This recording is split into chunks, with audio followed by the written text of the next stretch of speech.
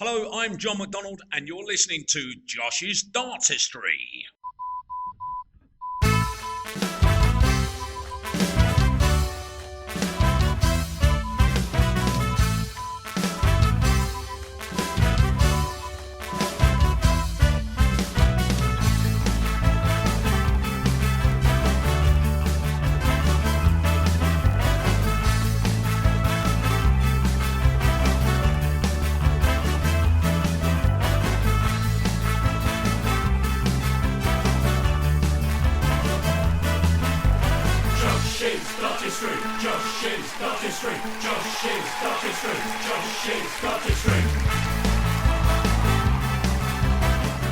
Well, hello, good evening, welcome, and of course a very, very happy new year to you all. 2022 is here, it's January, and yes, we are here to bring you another episode of the Josh's Dartistry podcast. I'd love to tell you what episode number it was, but I think it's episode 30 actually, as I look down at my agenda. Episode 30 of the Josh's Dartistry podcast, and let's be honest, there's probably going to be one major subject on the old discussion points this evening, and that is going to be the World Championships. But before we dive into all things Peter Snakebite Wright, let's introduce you to the team. The man himself, the man whose name is on the name of the podcast, it's Josh Gorton. Good evening, Josh. Good evening, John. How are we, mate? I am good. How are you? I'm guessing mid-December to early January was a bit of a blur for you, Josh. Yeah, well, it's that sort of time of year anyway at Christmas where you almost don't know what day it is. And certainly with the darts, you just couldn't really function day to day in terms of the calendar. But no, I've got post-World Championship blues now, John. I've got to say, very bored for the last 2 or 3 days with no darts on. But we don't have to wait too much longer now because Q-School's on the horizon, followed by the World Seniors. So plenty of darts coming up. Yep, lots to look forward to. And it wouldn't be a show discussing all of that's coming up without our resident statsman, Mr. Neil Connor. Good evening, Neil. Good evening. How are you? I am good, Neil. More to the point, how are you, mate? Because listeners probably not aware, but you've had a dose of the old Billy Ray Cyrus, haven't you? Yeah, unfortunately, I did catch COVID just before Christmas, and it went through the house. So thankfully, everybody's fine. No one had it, too bad.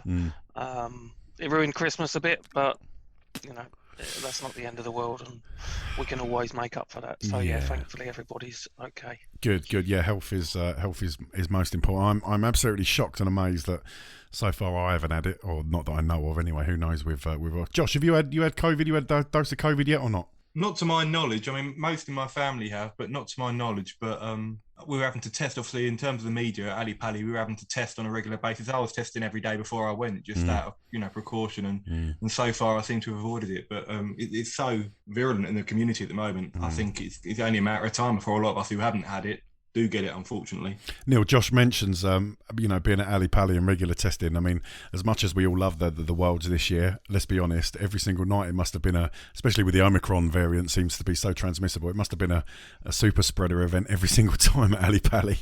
Yeah, the problem is, if you don't know that you've got it, in that type of environment, I think it gets quite hot in the arena. Yeah. From what I can remember. You can just see that it would spread rapidly in that type of environment. And as I say, the danger is, I think you could. What I found was I did a test and was negative, and then I may have been carrying the virus at the time because shortly afterwards, I was feeling poorly and positive. So there's so many unknowns about it, and as you say, those type of events, if you've got someone there that's got it with this new variant, it just seems far more transmissible than before. On the positive side, the signs are it's also milder. So let's hope that that's a sign of things to come, and it is going to be milder variants going forward.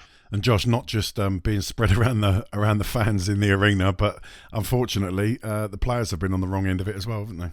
Yeah, we had 3 players have to pull out of the World Championship due to testing positive, and multiple other players who had it after losing the tournament, which we'll discuss later on. But we were worried at one point that it was going to overshadow the tournament, really. I think we had 3 consecutive days of players being forced to withdraw, but fortunately, it then seemed to subside a little bit, and we managed to get through the latter stages without any disruption, which is fantastic. And the darts were able to take centre stage. Okay, yeah, so we'll come on to the Worlds. Obviously, quite a lot to discuss. We're going to have a good old chat about that, and all the sort of talking points in the play. Not just Peter Wright and Michael Smith and the fantastic final that they brought to us, but there's a lot of sort of subplots and stories of other players going on around the world. So we're going to have a good chat about that. Josh, we'll also discuss what's coming up, and most notable on the calendar. Which starts tomorrow, actually. Q School. Indeed, yeah. We've got over 650 players competing, some huge names, former world champions, former major winners, some of the biggest names in the sport, really, from yesteryear are going to be competing. So really interesting. Only 32 tour cards on offer. Always one of the highlights of the calendar, really, for the darts purists, being able to follow that. So, yes, it's a golden ticket, really, isn't it, for dart players? So, really interesting to see how that transpires over the next week or so. Yeah, looking forward to Q School when as the news filters through. I'm sure we'll all be glued to WhatsApp and chatting about that. Also, as we are fortunate to have Josh on the show, and Josh, as he previously mentioned, was ever present at Ali Pali this year. He managed to get an interview with winner and two-time world champion straight after the game. Actually, Peter Wright. Josh, to be in the media room and chatting to Peter straight after that game must have been a real highlight for you. Yeah, absolutely. He was in great spirits, Peter. He's always very candid after either a defeat or a victory, but obviously the euphoria of just winning your second world title and joining some of the greats in the game. In that respect, he was in really buoyant mood and really honest as well about his tournament and what the future holds for him. Okay, yeah, so we'll have a little listen to Peter Wright's instant reaction to that famous win at Ali Pali. Neil, we've also got a couple of big competitions, one coming up right at the end of January and one at the start of February. We've got the Masters, obviously, at the end of Jan, and we've also got the World Seniors Tour that's kicking off at the start of February, and we can have a good chat about that, and hopefully you can bring us some odds on both of those tournaments, yeah? Yeah, I'll certainly bring you some odds on the seniors. I'm not sure about the Masters, but I can bring something on Q School as well, I think. So okay, you can have a look at that. Good. Look forward to that. Neil, even though you've been in your sick bed, you are able to bring us an episode of Challenge Josh this evening, aren't you? Yes, and I have to say thank you to you for that, John, because as I didn't have the time or the energy to prepare it, you've kindly stepped in and made it as difficult as possible, which is just what the doctor ordered, really. Yeah, I thought the best thing to cheer Neil up after a bout of coronavirus is to see Josh flounder over 15 darting related questions, so I've done my best. We'll also have a chat about some other talking points. Premier League, obviously, we'll probably have a chat about as well, and a few other bits and pieces that have appeared in the news recently. And then Josh will finish the pod, as we always do, with Josh's Twitter chatter. Questions coming through on social media, yeah? Yeah, well, I think we've got at least 2 or 3, hopefully a few more filtering through. I've just done another call to arms, so yeah, we'll be answering them later in the episode. So there we go. That is episode 30 of the Josh's Dartistry podcast. As ever, we thank you for taking the time to download us. Do spread the word if you know anyone who's into their darts and could do with another podcast in their life. Do tell them about the Josh's Dartistry podcast. You can check out the website, www.joshisdartistry.com.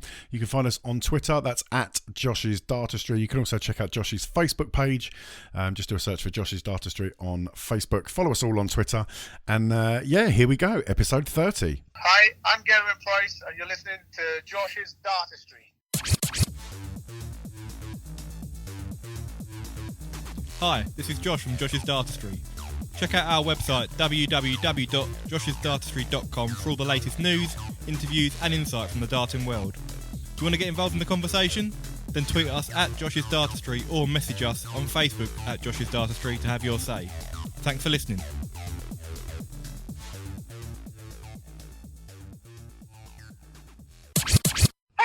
James, and you are listening to Josh's Dartistry podcast. Okay, Josh, let's dive straight into it. Peter Wright is a 2-time champion of the world. Indeed, John. Only the 6th player in PDC history to have won multiple PDC World Championship titles, and he's done it 2nd time in 3 years. And if you exclude last year without a crowd, 2 consecutive years with a full crowd at Ali Pali, a wonderful achievement from Peter. And he's also shut me up for good because he did it changing his darts midway through the match in the final. So I'm not going to say anything more about his changing darts ever again. Yeah, he's kind of dispelled that one, hasn't it? I mean, it wasn't the first time he did it in the competition, and then to do it I think he started with a set, changed them, then went back to the old set. It was quite incredible, Josh. Yeah, he was searching for something because he wasn't as good in the final in the early stages anyway as he was earlier in the competition. You can't say it was a sloppy game, but he wasn't at his brilliant best as we saw against Gary Anderson. But he just found something from somewhere, like champions do in the last 3 sets, 113 average over the last 3 sets. And he just railroaded Michael Smith, who looked in control. I think during the 10th set, he was 5-4 up in sets, 2-0 up in legs. It looked like it could be Bully Boy's time, but Peter Wright just produced a brilliant display of darts, like he did at the Grand Slam last month against Michael Smith. Rattled off 8 or 9 legs consecutively, and that changed the course of history for Snakebite. Neil, just going back to Peter Wright changing his darts on multiple occasions, where do you stand on the subject of his tinkering? Obviously, it's something we've discussed at length here on the Josh's Dartistry podcast. It's not something that we see a lot of the players do regularly. I think about other sports as well. You know, golfers tend to stick to the same golf clubs and have a settled routine. Where do you stand on Pete's tinkering? Well, I think as Josh said, you can't really. It can't be having that much of an impact because he's now a 2-time world champion and performed brilliantly, not only in the final, in the semi-final as well. I would want to be changing golf clubs every round or during a round. Yeah. But obviously he's got a feel for his darts and he knows exactly what he needs. And with him getting such positive results and being, at the top of the game like he is, it's difficult to say he's wrong to do it. Yeah, long may it continue, even if it just annoys Josh. Josh, you obviously mentioned Michael Smith there. An absolutely fantastic run to the final. A very worthy runner-up.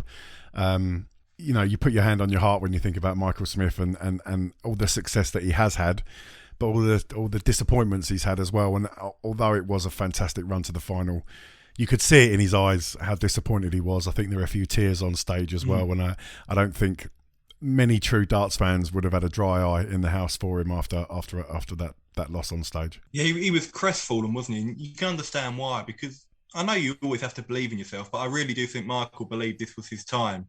And he was playing like that as well. I think he's always had incredible natural talent, but he has really matured over the last 12 months. He doesn't beat himself up anymore. His body language is far more positive. And he played some amazing darts. I mean, you look back, he beat Johnny Clayton in one of the games of the tournament in the last 16. Johnny threw everything at him and Michael still came out on top. And then he also beat Gerwyn Price, the world #1 defending champ in the quarterfinals, in another final set epic. So he'd done so well to reach the final, his second final in 4 years, by the way. And I felt this was his time, but he came up against a player in Peter Wright who's so experienced and has got gears that very few players possess. And that's what decided the final, I think. Neil, we've discussed on the show before Peter Wright became a world champion. He was quite often labelled with a bridesmaid tag, and it's something that those who are less kind on social media have been labelling Michael Smith. Do you think Michael will come back stronger for this experience again? Yeah, I think probably when he walks away from the tournament and he's had time to reflect on it, he'll be quite proud of his performances. It's another final that he's come very close in. I don't think he played badly in the latter stages of the final.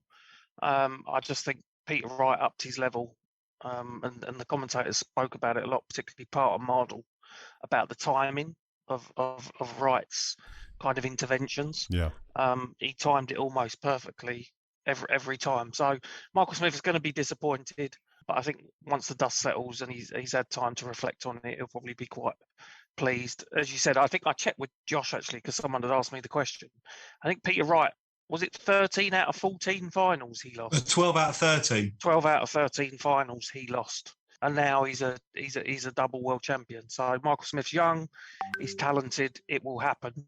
He's just got to try and remain as upbeat as possible and see what he achieved at the World Championships as a positive rather than a negative. Yeah, I think his time will come. He's far too talented for it not to. So keep your chin up, Michael. You're a fantastic player, and it will come for you. I strongly believe that. Just looking back at Wright's route to the final. Ryan Mickle, obviously, first up, Damon Heta, Ryan Searle. But talk to me about Callum Ridds. What a fantastic tournament Callum had. Yeah, he was a revelation, wasn't he? And we've seen on the Pro Tour how talented Callum is. He's won 2 titles on the Pro Tour this year. Got to the match play quarterfinals on daily, but he took his game to another level at the Worlds. He started producing the sort of form we've seen from him on the floor to the big stage. I mean, he disposed of Brendan Dolan, who's been in great form in straight sets. he battered Nathan Aspinall 4-0, and that was a surprise to, I think, a lot of people. I know Nathan had an arm injury, but he was still an incredible, Callan. I think he dropped one set in reach in the last 8, and he got off to a flying start, was leading Peter 2-0. Peter pegged him back, but Callan still refused to relent, and it was an incredible game, and Callan came so close to beating Peter, and who knows what could have happened if he'd have progressed there. We could be talking about Callan Ridge as the 2022 world champion. So such a great tournament for Callan, and I think he's got a very bright future ahead, just 23 years of age and an incredible raw talent. Let's look at some of the other big names and how they fared. Josh, talk to me about defending champion Gerwyn Price. Yeah, it's a tough tournament for Gerwyn. I think we'll probably discuss a little bit later on, but he got some really hostile and unfair treatment from the crowds at Alexandra Palace. He survived a scare in his first match against Richie Edhouse, came from a set down to win, came through that epic against Kim Huybrechts in a final set, eased past Dirk van Duivenbode, really, who didn't perform, and then he lost out in a classic to Michael Smith in the last 8, hit a 9 darter, but still didn't quite have enough in the closing stages. Missed 2 match darts to beat Michael Smith. But yeah, he'll be frustrated. Of course, he's a winner, he's a champion. And I think for Gerwyn Price, second is the first loser, isn't it? But I think that the crowd's treatment of him certainly hindered him. Let's say that. There was a lot of criticism levelled at the Ali Pali crowd this year for a number of reasons. I've never seen displayed on the screens at Ali Pali, and I've been a few times. That's the first time I've ever seen displayed on the screens messages with regards to behaving yourself and how to conduct yourself, and threats of removal from the venue if you don't fall into line on that kind of thing. I know it's always a minority, and I don't want to go overboard about it because the PDC organised some fantastic events, Josh. But it is a concern, isn't it? It is, yeah. And I think I was there for one of the afternoon sessions, and I saw a few people being removed actually from the crowd for some of the chants they were directing at certain players. I think one aspect of it, it's a difficult one because the PDC has become a phenomenon. It's such a great spectacle, and everyone loves the Christmas party and the atmosphere and the vibrancy it creates. But I think this year, because of the situation with COVID, there was, usually you get about a third of the tickets are sold to German supporters, German fans, who absolutely love their darts and are there for the darts, really. But we've lost that sort of multicultural element to the tournament in terms of the fans. And it felt very nationalistic a little bit. I think I've got no issue with people supporting English players. I mean, a lot of people do that, and there's no issue with that. But there was a lot of the quite personal chants directed at Gerwyn Price. There was a constant stream of Scotland get battered, which was a little bit ridiculous because a Scottish man won the tournament, another Scotsman got to the semis, one on debut got to the last 16, and the other one hit a 9 darter, so they didn't really get battered, did they? Well, Neil would tell you that they're not singing Scotland get battered, they'll tell you that it's Tottenham. Tell you that it's Tottenham get, yeah, exactly. Tottenham or Scotland, one of the two. But you're right, Josh, it's not true. But Neil, just coming back to you, some of the anti-Welsh charts and anti-Scottish chants, they moved, unfortunately, from a bit of banter to something a little bit more serious this time around, and it left a bit of a sour taste, didn't it? Yeah, and I think it definitely went too far, and I think somehow it needs to be addressed. I don't know how easy it will be to address it, but I think it went from being, as you say, banter to being something much more than that. And I sensed the atmosphere was a lot more raucous than it had been in the past. I mean, I've had bad experiences of the atmosphere at the O2 where at times it's got out of hand.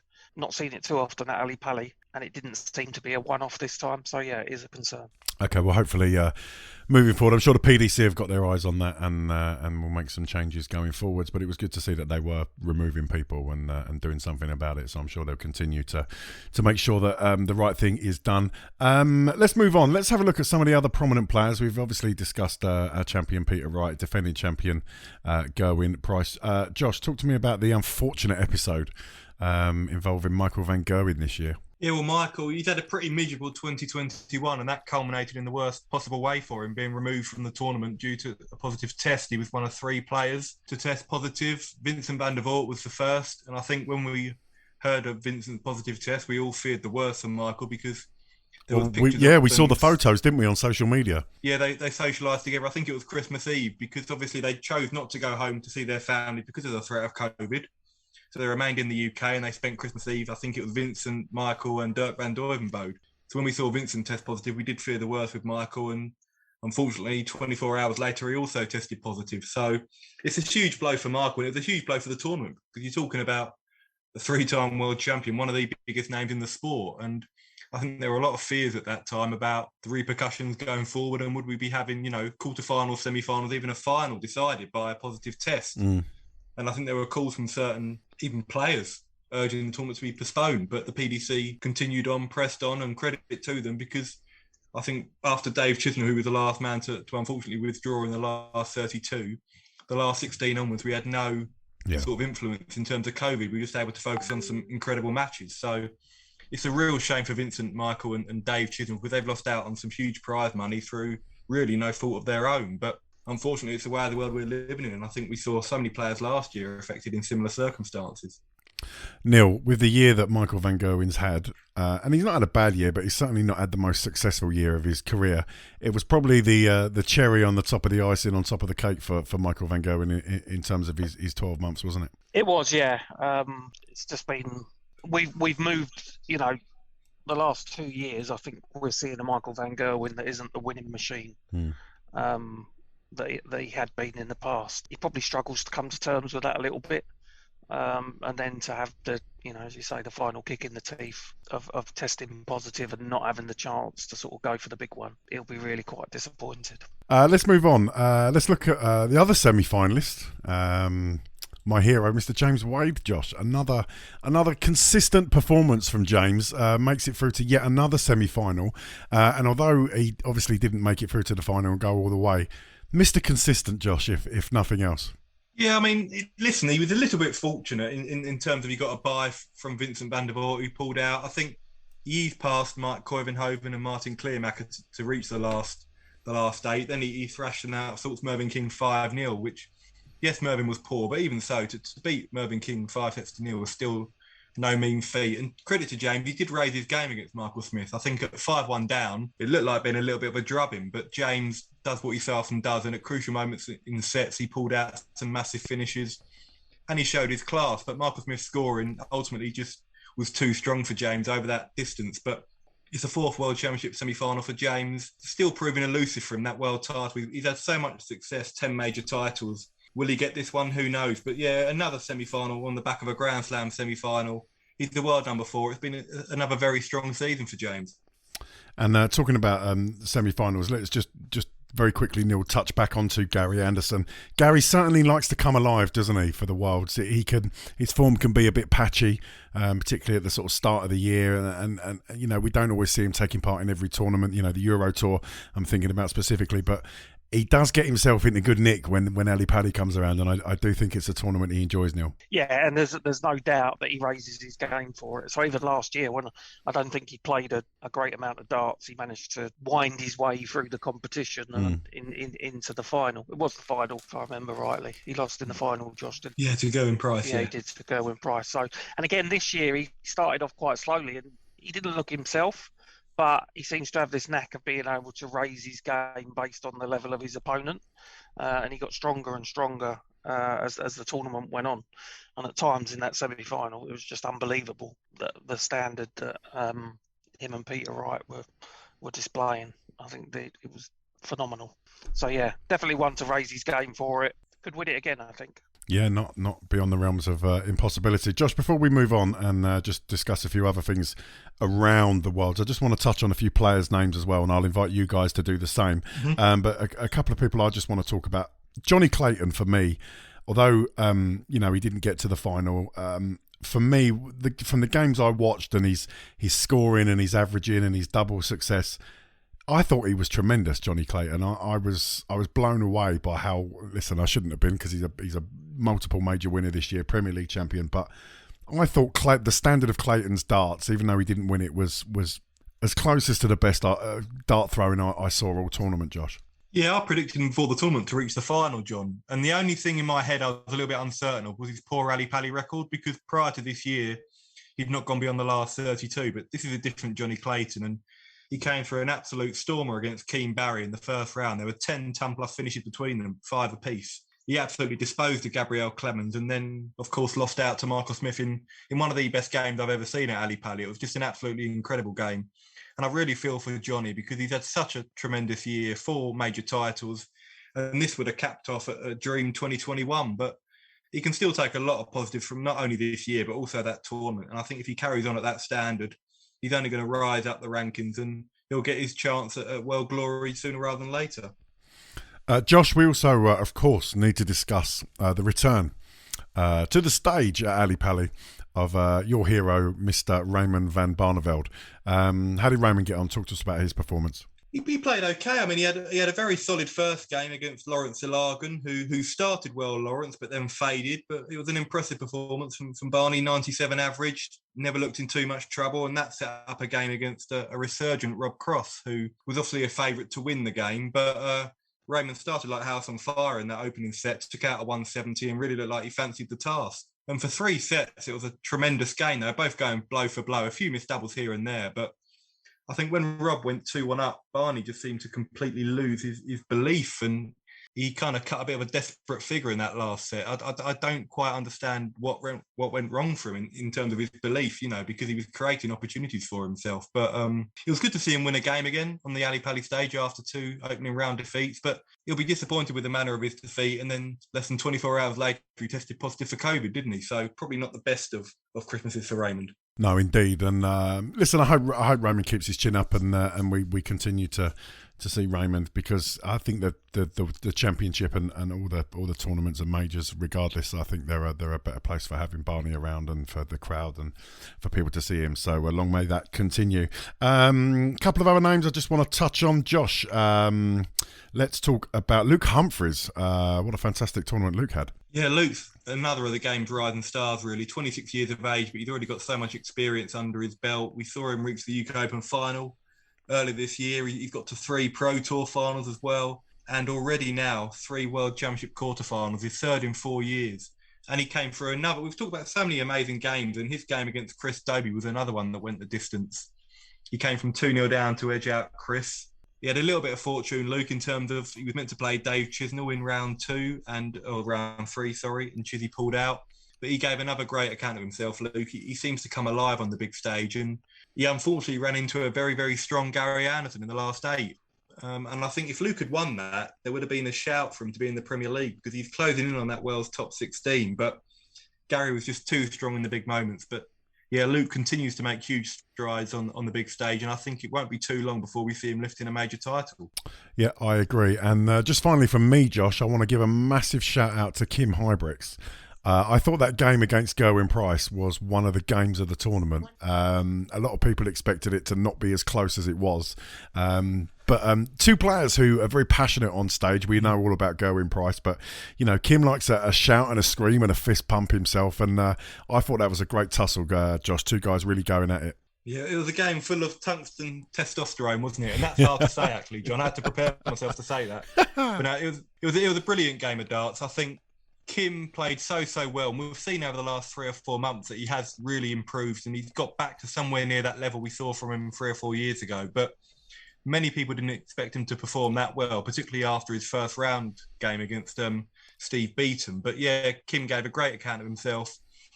Gerwyn was quite a way ahead in legs, I think. It was like 2014 or something like that. But Kim had real opportunities there in that last set. I think in 3 of the legs, he missed multiple darts at double to break and then go on to win the match. So yes, it was a missed opportunity for Kim, but he should really be buoyed by the way he played. And he's in the world's top 32 now. And I think he can only continue to rise back up those rankings if he continues to maintain his current form. Let's move it on to the ladies. Neil, I want to come to you first. Obviously, let's talk about Fallon Sherrock first. Now, Fallon obviously, unfortunately, lost in round 1 to Steve Beaton. Now, I know you weren't on the last show we did, Neil, unfortunately, but, Josh did a very good interview with Steve. And one of the things that really came to prominence in that interview was how cool and relaxed Steve was about the whole thing. And, you could tell it wasn't something that was going to bother him. He was just going to take it as another game. And, Steve really does have that experience to put to the back of his mind, the crowd and people cheering for Fallon. And it was a pretty professional dispatch from Steve Beaton in the end, wasn't it? Yeah, he didn't seem fazed by the atmosphere. He's probably not used to that atmosphere because I think he's quite a popular player. is the bronze Adonis. But he didn't seem phased, and I think he just got on and played his game rather than sort of playing the atmosphere. And Fallon didn't play as well as I think we've been used to seeing her play. So I think expectations have grown and grown and grown on Fallon because we've seen some fantastic performances, and for once, I don't think she performed as well as she can do as well. So the combination of that and Steve being ultra cool, professional, and just playing his game got him over the line, I think, quite comfortably in the end. Josh, thoughts on Fallon and not just her performance, but where that leaves her for the next 12 months as well? Yeah, I mean, it was a game of two halves, really. The first two sets were outstanding. She started like a train against Steve, and Steve came back brilliantly to win the first set. And I think they were both averaging over 100 after two sets. But then it got really edgy and really nervy, and Steve's experience just saw him over the line. But for Fallon for the next 12 months, well, next up for her is qualifying school, and it's a massive opportunity for her to try and earn her spot on the professional circuit on a full-time basis. And that could be career-defining for her if she can do that. But if not, she's got the Challenge Tour she can compete on, the WDF circuit potentially, and of course the PDC Women's Series, which have expanded to 20 events this year. And that will again give her the chance to qualify for tournaments like the Grand Slam of Darts in the World. So there's still a lot ahead for Fallon, but there was a lot of talk about the Premier League with Fallon. That's something we'll touch on later on. But I think that probably kills her chances of getting in the Premier League this year, I would say. Well, you say that, Josh. One of the amusing rumours I saw doing the rounds on social media straight after the Worlds, obviously, the PDC didn't announce the Premier League picks, which is, I thought that was a shame really, because it's a bit of a tradition at the end of the Worlds for me. I always enjoy the announcement, but obviously they've postponed that. Now, one of the rumours doing the rounds on social media was the reason they've postponed it is they are waiting for Fallon to play in Q School and get her tour card, so that she can then be legitimately entered into the Premier League. Josh, thoughts on that? Well, I don't know. I mean, I haven't got any inside information, I promise. So I don't know what the PDC thinking behind that is. But I do remember similar rumours last year, John, about why they only picked 9 players. They were saying they're waiting for Barney to get through qualifying school and get the 10th spot. And he did get through. And then they decided to pick it based on the Masters. And Johnny Clayton, of course, won the Masters. And the rest is history. So we'll have to wait and see. Whether they choose 9 players and look again to select one from the Masters, I don't know. I don't know whether they've got the 10. That's a bit of a gamble, though, isn't it? Because I don't want to speak out of turn or wrongly predict, but the likelihood of the Masters finalists being somebody who's possibly already in the Premier League is quite high. Yeah, and that's what was a surprise last year, because it was Johnny Clayton against Mervyn King, 2 players who wouldn't have been in the Masters if it hadn't been expanded from 16 players to 24. So the likelihood that happens again is very remote, as you say. So I would expect whenever the PDC do announce a lineup, I expect it to be the 10 players. But we'll have to wait and see. I'm not 100% sure on that. Okay, well, that's Fallon Sherrock. Josh, how did Lisa Ashton fare?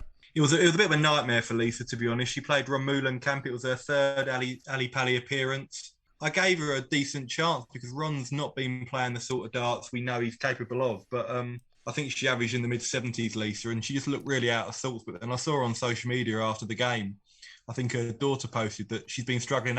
She just recovered from COVID a week or so, or 2 weeks before. And she also been suffering with tennis elbow. So the combination of those 2 factors obviously meant that Lisa couldn't play her best. And she needed 2 wins at Ali Pali to try and retain her tour card. So that's not been possible for Lisa. So she's had to relinquish that tour card. And it's a real shame for her, because she's given a really good account of herself over the last 2 years. But yeah, it just didn't happen for her, unfortunately, this year. Okay, I'll let you guys pick up some names now of people you think had good performances or maybe bad performances. Josh, anyone who stood out for you that you want to give a shout out to and a mention? Yeah, just a couple of players really. Florian Hempel beat Dimitri van den Berg in the second round. An incredible performance from him, because Dimitri averaged over 100. And he's really one to watch. Florian, former handball player, came through Q School last year. He's only going to continue to rise up the rankings. Alan Suter, terrific debut, beat Mensah and Jose D'Souza through to the last 16. And also Raymond Smith, an Australian qualifier who I think I backed against in every single game, apart from the game he lost when I backed him to win. So sorry, Raymond. The curse of Gorton strikes again. Exactly. Neil, any standout performances for you or any matches that stood out for you? I think the obvious one we've already mentioned is Callan Ridds. And I think it wasn't only the way he performed and he stormed through those early rounds without dropping a set. It was the disappointment that you could see. when he did lose eventually. I think he's got some real belief that he can get to the very top of the game and compete with the guys at the top of the game. So for me, he was the standout. Okay, well there you go. That's what the guys particularly enjoyed. Josh, also though, 3 9-dart finishes at the World Championships, and not just any old 9-dart finishes. There were 1 or 2 absolutely sensational 9-dart finishes, weren't there? Oh yeah, I mean 3 9-darters, the first time it's ever happened at the same World Championship. But I think the first of the 3 from William Borland was probably one of the most special in World Championship history, because we've seen 9-darters in crucial moments, but in a last leg decider to hit a 9-darter on his debut as well, it was just incredible. And he was having to contend with chants about Scotland getting battered, and then he went up and hit a 9-darter to win the match, and it was an incredible game against Bradley Brooks, the former world youth champion. And to be fair, even without the 9-darter, it was a brilliant game, and that's one that can be forgotten about almost because of how many great games we've seen. But that was special.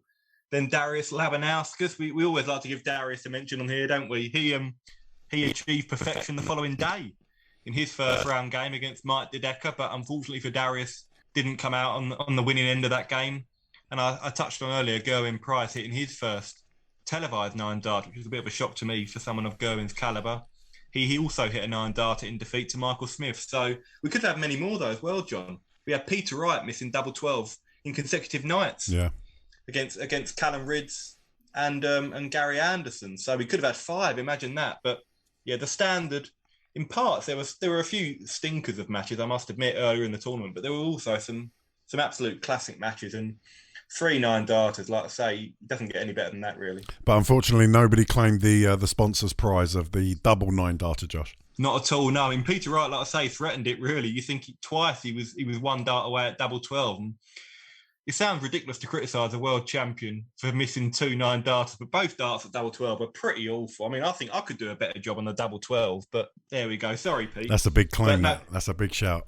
I couldn't really, to be fair. I don't think I'd hit the board if I was going for a 9-darter. But Gerwyn Price, if he'd have beaten Marcus Smith, he could have contended for that because he'd have had 2 more shots at the 9. But yeah, no £100,000 Thelco prize this year, but we're not getting far away. Yeah, of course. Neil, I just also want to give a shout out to Sky and their presentation this year. I thought it was pretty good. I enjoyed the commentary. I enjoyed the presenting team. You know, whether it was Laura Woods and Polly James and Mardle and Part, I think were great entertainment on commentary this year as well. And I always enjoy Webster's input. I thought it was a very good polished product this year, Neil. It was, apart from a couple of moments that I can play to Josh where the camera went awry. On some fairly critical finishes, but yeah, it is a very polished product nowadays, and I think again Mardle and Part were excellent, and when they came on in the final, you kind of sit there and you listen to their insight on the game, and particularly Wayne Mardle, he'll quite often point out some technical aspects that sort of us novice players may not appreciate. So yeah, I think as a product, it was extremely well presented. Okay, well there you go. That is the team's thoughts on a very successful World Championships. One, of course, by Snakebite Peter Wright. And as we mentioned at the top of the show, Josh, you managed to have a chat with Peter straight after the game, didn't you? Yeah, Peter came in with a Sid Waddell trophy shortly after his win and discussed becoming a double world champion and also joining the list of greats who have won it twice. Josh's Dartistry, Josh's Dartistry, Josh's Dartistry, Josh's Dartistry. Peter, many congratulations. Double world champion. You backed up your words you said back in the summer. How are you feeling after that?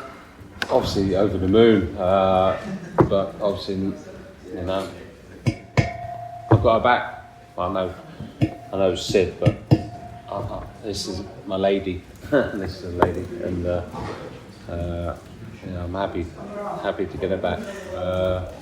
Obviously, we batted the players that have missed out in the tournament. Obviously, like Michael, and Chizzy, Vincent, and all the other players that obviously tested positive as well. So, but it doesn't take away from me working hard to get it. Completely different to your first win here, where you beat Michael and you were at your brilliant best. This one, you never looked comfortable and you had to scrap your way to victory. But does that mean a little bit more because you had to dig deep? Yeah, you know, I thought Michael was going to run away with it because, you know, I didn't turn up for, I don't know, nine sets. It felt like, yeah, eight sets at least. I weren't there, and it's just like horrible. And it's just, I was telling myself off, and you shouldn't tell yourself off. So I stopped doing that, and my body was moving around too much on the hockey, and the arm wasn't straight, and it was just, I was getting more and more frustrated with myself, and you shouldn't do that. But I stopped doing all that, and that's why the darts started to straighten up a little bit, and you know, go in the sort of direction where I was actually throwing them. You joined Gary, the jockey, on 2 world titles, also a very exclusive club to win 2 world titles. How does that make you feel, and where does that put you amongst the greats of the game? Hey, I won it back to back with crowds, and yeah, to just be part of that, you know, elite group. You know, just, you know, people might have said I won it lucky, maybe beating Michael because he wasn't on form that year, but he still got to the final and stuff like that. But just prove to everyone I can win it horrible as well. Yeah, congratulations, thank you very much. Peter, how special was it to have a crowd behind you? Are you hoping you get the full year of the World Championship? Yeah, well, hopefully, obviously everyone gets their jabs and stuff like that, and hopefully this year doesn't get any worse or anything else turns up, and just hopefully we'll be able to go and do the World Series and everything, and I'll be announced as world champion, you know, in the special places, but hopefully we're going to go this year. From being 5 down and 2 legs down, you really turned it on and barely gave Michael A Smith? I gave him a Smith. Yeah, I looked at that and I just said to myself, like, you need 9 legs. So I looked at not as the sets, because I don't know, if you look at the sets, it screws your head up, and so it was just the legs I looked at and just like, win 9 legs, and that's I know it wasn't 9 legs, but that was what was in my mind. In terms of the atmosphere on stage, you obviously switched between darts a few times. Was there any particular reason for that? 1 minute, the ones that I played against Gary Hansen, obviously yesterday, they went fantastic, and I was really looking forward to them, but they just did not fly at all. I don't know what it was. They say maybe it was the pressure of the final and stuff like that. I don't know, but I kept switching, and it worked.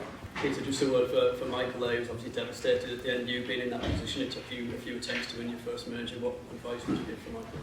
Michael, just keep your head up. You know, you haven't done nothing wrong. It was just obviously being under that sort of immense pressure, trying to become a world champion, and you know, he done fantastic to get to the final again. But you'll learn from that, and just keep your head up, man, because you know you're going to be a future world champion, and just never give up. You said back in July you're going to win the World Match Play, you're going to win this, you backed it up. Any more predictions for 2022? I'm going to focus for the Premier League because I've never performed in the Premier League well, apart from my first or second year, and it's about time I've tried to win that one, so I'll focus on that. Within touching distance of the world #1 spot for the first time, that's got to be a massive target as well. Yeah, that's really nice. The main thing was, obviously, I know I was defending, and you know, £500,000 to come off your rankings is a lot of money. I know it only got me to number 3 in the world, maybe, which is it's only because like I do 99% of the tournaments that keeps me, doesn't affect. You know, I'm that clear. I'm like another 400, 300,000 in front of the next person down. So lucky enough, but you know, it was pressure of defending it. You know, Rob Cross inspired me by the Europeans. Obviously, he was defending it. He could have went down to 26, 27 or something like that in the world, but he went up and went and won it, and he played a really good tournament this one. Peter, congratulations, world champion again. Was the epic battle with Gary last night, the fatigue play a part today? I felt great. I had a really good night's sleep.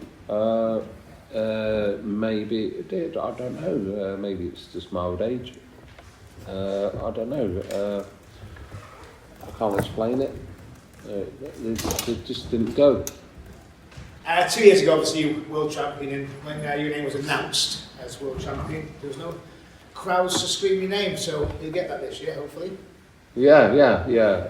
Obviously, I did say to Joe that I could do with 6 months off at the time. I didn't really mean it. I didn't invent COVID or anything, just because I wanted 6 months off. But it was, it just happened. I was happy for the first 3 months, and then after that, no. It was horrible. But hopefully, I'm saying, fingers crossed, we can, all get these jabs and stuff like that, and so we'll still be able to travel from places as long as you keep them safe and everything. So. There's more like family celebrations coming up soon, I believe. Oh no, yeah. Daughter's getting married.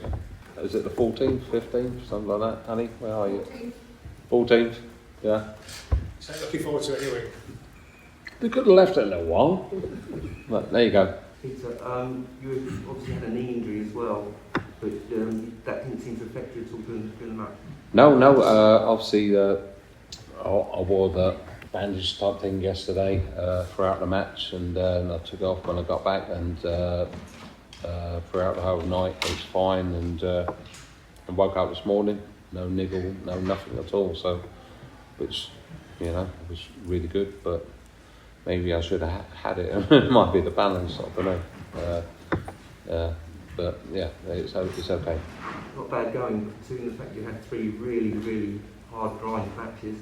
51 years old, there's plenty of life in the old dog yet. Yeah, the old man's still here. Obviously, I'd like to perform better, but that didn't happen. All the counts, I got over the line and got the W. And this year, you were told plenty of times to keep the dog shut by other players for saying that you win the match for the World Championship. What's the message now? Read and weep, guys. Read and weep. Thank you very much. Thank you. Hi Peter, congratulations. I believe when you won your maiden title here, you said you wanted to win 5 of these. Yep. Is that still a realistic ambition, or have you thought about retirement? No retirement at the moment. Joe won't let me. No. While I can upset, the class of players there is around at the moment, I'll carry on playing.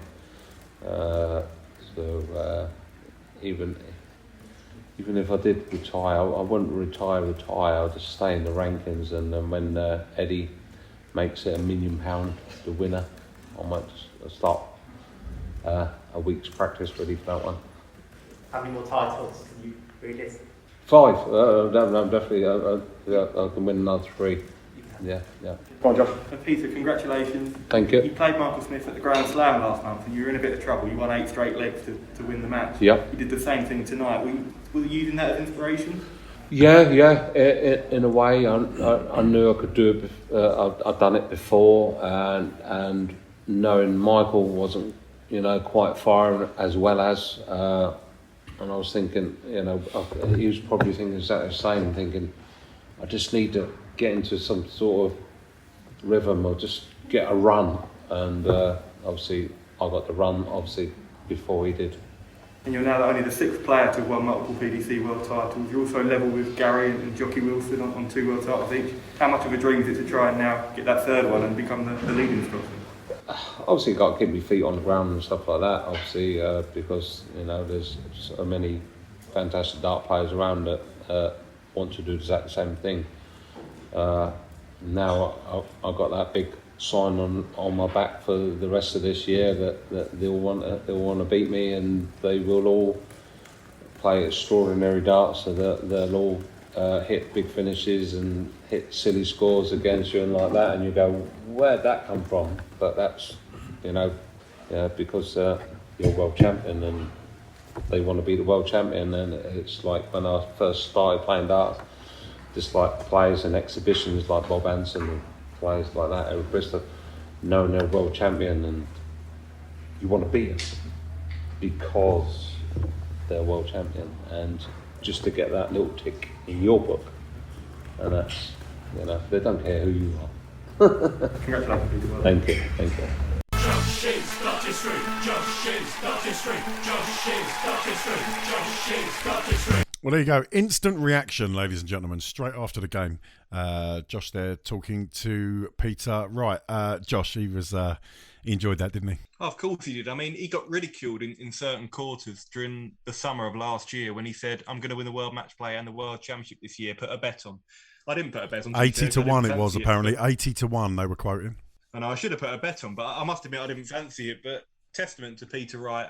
Yes, he does make big claims at times, but I think he almost does that to try and give himself extra focus and extra motivation. And it certainly paid dividends. And yeah, joins Gary Anderson and Jockey Wilson, the late great Jockey Wilson, in claiming 2 World Championship titles. I mean, where does this put him on the all-time greats list now? You've got to say, I mean, he's won 7 or 8 major titles in such a competitive era.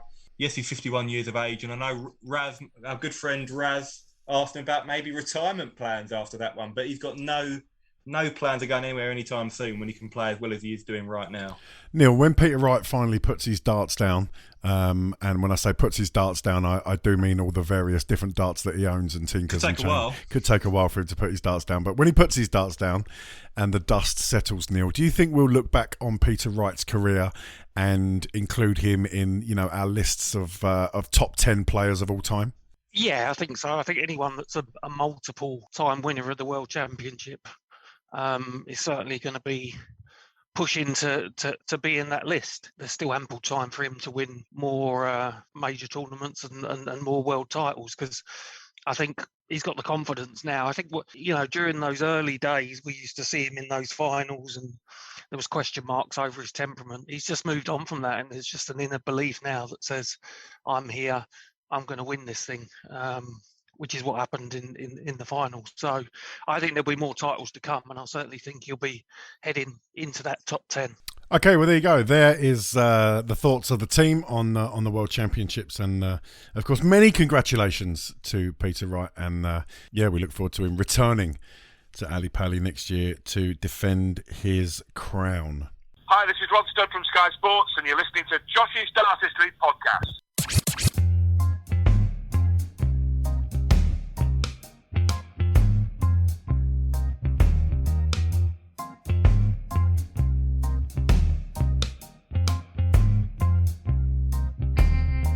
Hi, this is Neil from the Josh's Dartistry podcast.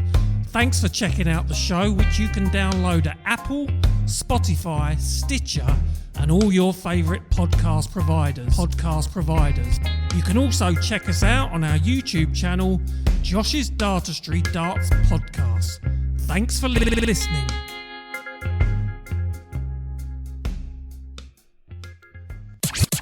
Hi, this is Johnny Clayton, and you're listening to Josh's Dartistry.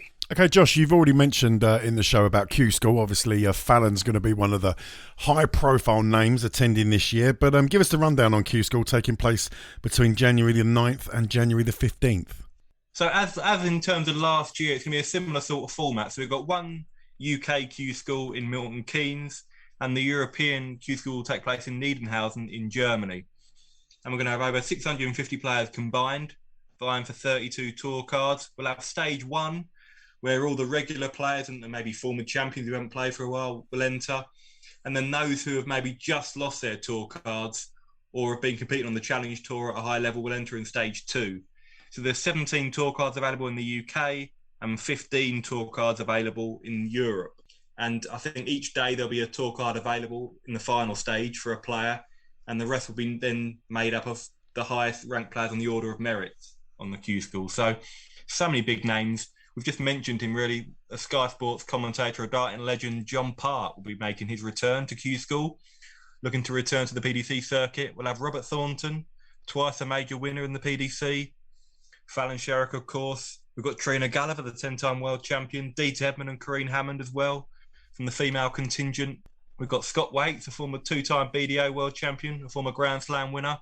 Andy Hamilton, former PDC world finalist. Ted Everts, the current world youth champion. They're all going to be in the UK qualifying school. Then the likes of Jelle Klassen as well. He's going to be headlining European, along with Benito van der Pas, Cristo Reyes, Roby John Rodriguez, and many more. So some huge names in action. It's going to be so competitive. Josh, if people want to keep their eyes on Q School and the results and what's going on, how can they do that? There'll be information and regular updates on the PDC social media channels, also on pdc.tv. But I think the best tool really is following on Darts Connect. You can follow leg by leg, dart by dart coverage.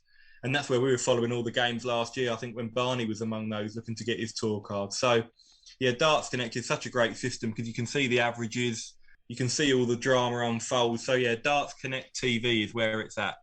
Neil, Q School, it's always an exciting time, isn't it? Because not only do we get to see some players that we household names, some of the players Neil, Josh has mentioned there, Robert Thornton, Trina Gulliver, people like this. But we also it's our first chance also to get some news and see the performances of some new names and people we're not necessarily aware of yet. Yeah, and I think every year you do see new players that sort of storm onto the scene. So we've had the likes of Glenn Durrant and Barney that have needed to earn their tour card. Big name players, but then we will get some unknowns coming, or some relatively known players, little known players coming through that will probably go on to do good things during the season itself once they've secured their tour card. So yeah, sort of both sides of it make it interesting. Those that are scrapping to either get back in or hold on to their tour card, and then the sort of upcoming talent that we've got as well. Okay, so Q School is just one of the events coming up in the not too distant future that we can look forward to, amongst other things. On that basis, let's look forward and get some odds. This is What Are the Odds? Cool, what are the odds? Please allow me to hand you over to a regular odds checker, Mr. Neil Connor. Thank you, John. So, staying on the PDCQ school theme, we'll have a look at the odds that Sky Bet are offering on players to earn their 2022 PDC tour card. So, quite a few players are odds on. So, Roby John Rodriguez is 4-1 on to earn a tour card. Then we've got Karol Sedlacek, 3-1 on. Jose Justicia, 11-4 on. And then we've got Jelle Klassen and Christoph Chuk, both 5-2 on. A bit further down, 9-4 on, Cristo Reyes. Benito van der Pas, another player that's featured in the World Championships, 2-1 on, which is the same odds as Fallon Sherrock as well. There is a price boost offered by Sky Bet. So that's for Fallon, Jelle Klassen and Roby John Rodriguez, all to earn their 2022 tour card. That's been boosted from 13-8 to 15-8. So, Josh, do you see some value there? I do, yeah. I think Roby John Rodriguez has got a fantastic chance of making it. He played so well last year. Klassen, yeah, I'll give him a good chance. And Fallon, we know what she can do if she can transfer her form to the floor. I think 15-8 is decent value there. Is there anyone else, Josh, that you're interested in the odds? There's a few. I'm not sure where they are in terms of the odds, because I think they're quite conservative with a lot of the players, because a lot of them are quite unknown quantities. But I really like Connor Scott, who's going to be in the WDF World Championship. We saw him play on the online live league a lot last year, and he's been in great form. So I'm not sure if you've got Connor Scott's odds. Okay, so Connor Scott is 7-4 on to make it. Yeah, I think there's a lot of players who I've seen on the online live league this year who have been playing some really good darts. The likes of Conor Hennihan, Robert Owen maybe. There's even Richie Burnett, of course, a former Lakeside champion. Richie's been playing some good stuff. He's due to be at the World Seniors as well if he doesn't make it through Q School. So so many contenders really, and it's such a brutal format. There was a lot of players last year who I thought would make it and get a tour card. They went out in stage one. I don't think there's a great deal of value. I mean, looking down, you've got players like Ted Everts, Tony Alcinas, at 7-4 on. So I think they've been quite conservative in a lot of their prices this year, because a lot of the players are unknown quantities, and it's not a lottery because you have to be quality to get through. But it's so unpredictable. I think that they've tried not to hedge their bets too much. If you pardon the pun. Leighton Bennett, someone we've spoken about on the show previously, 6-4 on. Yeah, I was going to ask you about Leighton Bennett, but I wanted to check on Nathan Rafferty as well, World Youth Championship runner-up. Any odds for Nathan Rafferty to get his card? I've got it here, Neil. He's 4-7 as well. 4-7 on. Neil, there's some recent competitors that we've seen at the recent World Championship, as Josh has already mentioned, vying for their cards. The likes of Ben Robb, Danny Lorby, and Nitin Kumar as well. Have you got a price on Nitin Kumar at all? Josh, Nitin knocked out, wasn't he, by Ricky Evans, but a good player nonetheless. Have you got a price there for Nitin? So there is a bit of value with Nitin, 6-1. There we go. I'll have a pound on that. Yeah, interesting one, that one. Josh, also a couple of high-profile names missing from Q School this year. 5-time ranking event winner Justin Pipe not competing in Q School. I believe he's recovering from an arm injury. Yeah, we didn't see Justin towards the latter stages of 2021 on the Pro Tour. Didn't attend the PDC World Championship qualifier. So it's not a huge surprise, but I do wish Justin well with his recovery. Who knows what the future holds for him? Whether he's looking to return to the PDC circuit maybe in 2023, I don't know of his plans. But he's had a number of successes in the PDC. As mentioned there, John, a 5-time ranking event winner. That's no mean feat. He's got to a couple of televised semi-finals as well. So former top 16 player in his own right. So who knows? We could even see him on the World Seniors circuit if he so chooses to go down that route in the future. We don't know, but yeah, I wish Justin all the best with his recovery from his arm injury. And two additional places allocated to Q School, aren't there, Josh? Because relinquishing their tour card after year one, we've got Kirk Shepherd and Robert Marjanovic as well, relinquishing their cards for various different reasons. Yeah, Robert, I think, struggled in terms of the travelling, and obviously it's been very difficult with COVID and those players who are coming from afar. I don't know of any other circumstances, but I do know he didn't compete in many of the events, having won his tour card. And I believe Kirk Shepherd has been struggling with Dartistry, hence his decision to give his tour card up. So 2 more opportunities for those players at Q School to try and get that golden ticket. Okay, well, there you go. There's your odds for Q School. Neil, let's move it on. I think you're going to have a look at the odds for another big tournament coming up shortly. We're now going to have a look at the odds for the World Senior Darts Championship. One of your favourites, John, Phil Taylor, playing in that tournament. So the power, again, with Sky Bet is 11-8 favourite, clear favourite to win that tournament. Neil, in your opinion, is that justified? Phil Taylor goes straight in as favourite? Well, I suspect the bookies have been stung many times by Taylor. So, looking down the list, I think he's probably the strongest. Still the strongest player there. So, but based on what though? Because he's only playing exhibitions. Yeah, it wasn't that long ago though that he made the World Championship final, was it? And we saw glimpses of him a couple of years ago in the online live league, and he was still putting some big numbers in there. Yeah. Okay. So, as I say, not that long ago he was in a World Championship final. So for me, it makes sense that he is favourite. Kevin Burness, 7-1.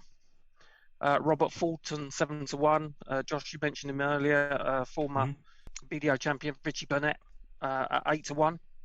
Wolfie, Martin Adams, 12-1. Wayne Warren, recent winner of the BDO, 14-1. And then both Terry Jenkins and Paul Lim, 16-1 shots for this tournament. So just reading down that list of names, for me, Taylor really does stand out. But do you know what I like? He's a little bit further down. I think Kevin Painter. Kevin Painter, 25-1. Yeah, I think Kevin.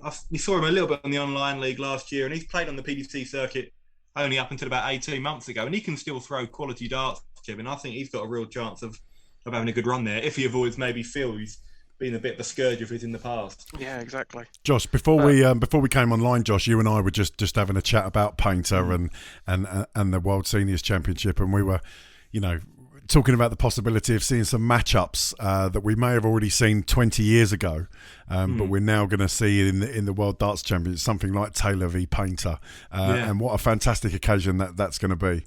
Oh yeah, absolutely. You've got the likes of Taylor, Painter, Taylor, John Parr. I know a lot of people want to see Taylor and Martin Adams, 2 sort of figureheads. You've got Taylor of the PDC and Adams of the former BDO. But also, just looking back even further than that, the likes of John Lowe, Bob Anderson, Keith Deller, Les Wallace, legends from their previous eras, coming back and showing what they've still got. And Peter Manley, the ultimate pantomime villain. Imagine him taking on Phil Taylor once again. That would be a special occasion, wouldn't it? Another legend, just a little bit further down, John Lowe, 100 to 1.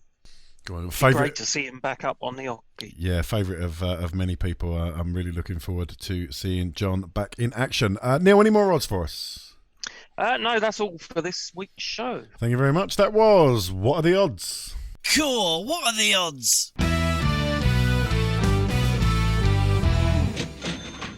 I feel happy, won't you call me on the telephone? In the morning, won't you call me on the telephone? Call the boys on 07739 738 329. That's 07739 738 329 and leave them a message. Hi, this is John Lowe, and you're listening to Josh's Dartistry. Right then, the time has come to test Josh on all things darts. This is Challenge Josh.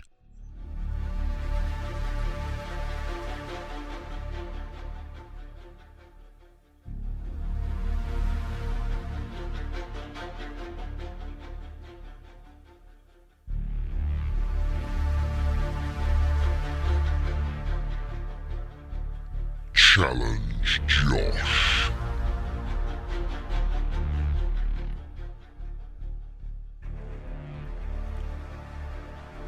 Okie dokie. Right then, let me hand you over to resident quizmaster, Mr. Neil Connor. Thank you, John, and thank you for setting the questions. My pleasure. For this episode's Challenge Josh. I did have a good look at them earlier, and a couple of them made me chuckle, which makes me think we may be able to catch him out. So, Josh, as I ask in most episodes, do you have any clue what it might be about today? No, not really. Is that because we've been doing this show for nearly 3 years and we might be running out of topics?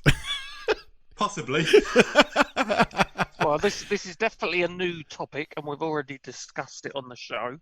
We're going to run through 15 questions on the World Senior Darts Championship. Yeah, we are. Yeah, we are. Discuss all the history of that tournament. The history of that inaugural tournament. Yeah, the one that's not taken place yet. Exactly. So, yeah, the World Senior Darts Championships, Josh. So, I think you'll do all right. Well, let's hope so. Okay. Neil, if you are ready. Josh, you got pen and paper, Josh? I know you like to scribble during Challenge, Josh. Lovely. Excellent stuff. So start your engines. Neil, if you're ready, will you please proceed with question number 1? Here we go then. Question number 1. Nice and easy. The World Seniors Championship takes place between the 3rd and 6th of February. At which venue? The Circus Tavern. Yeah, of course, the Circus Tavern, that legendary venue, legendary darting venue. Yeah, but it's legendary for you for other reasons other than darts, Neil, I think. Why? Is it part of Watershed? I heard you spent a few nights up at the Circus Tavern not watching the darts. No, I don't know what you're talking about. Moving on, question number 2. The field is headed by 16-time world champion and favourite for the tournament, Phil the Power Taylor. Yeah. What will be his walk-on song? Oh, God. What will be Phil Taylor's walk-on song? I didn't think he'd stumble. No, I thought he'd go straight in with this one. Oh, God. Well, you know music's not my forte, don't you? That's why I wrote the question. Yeah, I know it's... Oh, I've got the feeling it's not... I'll tell you what, if we trip him up on question number 2 on a Phil Taylor... This is one of these, I don't know. Yeah, but also he won't live this down in the office on Monday morning. Raz, if you're listening, if he does get this one wrong, you make sure you give Josh hell on Monday morning, please. Oh, yeah. So... I've got one of the death... We might have done him early doors, Neil. We might have done him. I'm amazed. Just while Josh is having a little think. Neil, you been watching the cricket lately? I haven't. I've been trying to go to sleep as early as I can. Yeah, that's the problem. From what I've seen, I don't think I've made a bad decision. That's been shocking. The odd good session, it's been an absolute shambles. Yeah. They're in. I mean, I think Australia declared last night and put us in. Unfortunately, we didn't lose a wicket, but I can't see us posting. What are we chasing? Something like 350 or something ridiculous tonight. Yeah, although I heard someone on the radio today saying that we'll bat out for a draw, and that was an Aussie. We'll be lucky. We'll be lucky. Anyway, listen. Let's get back to the theme of darts. I've been trying to write down flipping lyrics from the song. I don't know if I've got the power or the power. The power. Is that your final answer, Josh? That is my final answer. Well, apologies to the listener that it took the best part of like 6 minutes to get there on question 2, but yeah, that is correct, Neil. Yeah, it is. And do you know who sang it, Josh? Oh God, here we go. Not a clue. So it's The Power by Snap. Snap. I wouldn't have had a clue. Well, you. Good job that weren't part of the question. Again, you're right, Neil. Where he sort of longs it out and then steals it. It may be part of the question, Josh. If you get all the others right, let's see. We'll go back. I can remember it now, though, Neil. All right, I'll make a note of that. Snap. Okay, let's move on to question number 3. The current BDO World Champion will also be playing at the Circus Tavern. Yeah. Who is it? Wayne Warren. Yeah, of course, Wayne Warren in his role as current reigning and defending, who knows, one day BDO World Champion, Josh. Yeah, who knows? I mean, Wayne, I really feel for him because he should have been the best moment of his life, and it turned into a bit of a nightmare, what with all the prize money fiasco. But yeah, a chance for him to take to the stage with some legends and show his class. And Josh, the WDF as well has been postponed, hasn't it? That's been put back. Yeah, I think due to a few issues, mainly surrounding COVID and the uncertainty, that's been rescheduled now until April. So hopefully that can proceed with no more hiccups. Because really looking forward to seeing that take place. Do you know what? I was listening to an interview with Dieter Hedman shortly after that announcement was made. Apologies, I can't remember. It was on one of the podcasts. It might have been Inside the BDO podcast. I think it was them. Apologies if it wasn't, but I think it was those guys. And Dieter was saying that for a number of years she'd been pushing for the BDO Worlds to be moved away from January. She felt it was a bit of a clash with PDC and the BDO, and people were a bit, darted out by the time the PDC finished. And she thinks it's a positive thing that it's been sort of shifted. I know it's the WDF and not the BDO, but she felt it was a positive thing and that it might attract more viewers and more people in live attendance. Josh, what are your thoughts on that? Yeah, it could well do. I mean, since I've been watching darts, as long as I can remember, it's always been the PDC and the BDO World Championship together, sort of December and January. It's been like a feast of darts over Christmas. But I know sometimes there can be that sort of coinciding, and I think this year that it was due to start on quarterfinals at the PDC Worlds, so it would be overshadowed the start of the tournament, wouldn't it, by the PDC? So at least they've got their own sort of slot now where it can take centre stage. So yeah, it could well be a positive move. We'll have to wait and see. Yes, we will wait and see. Okay, let's throw it back to Neil with question number 4.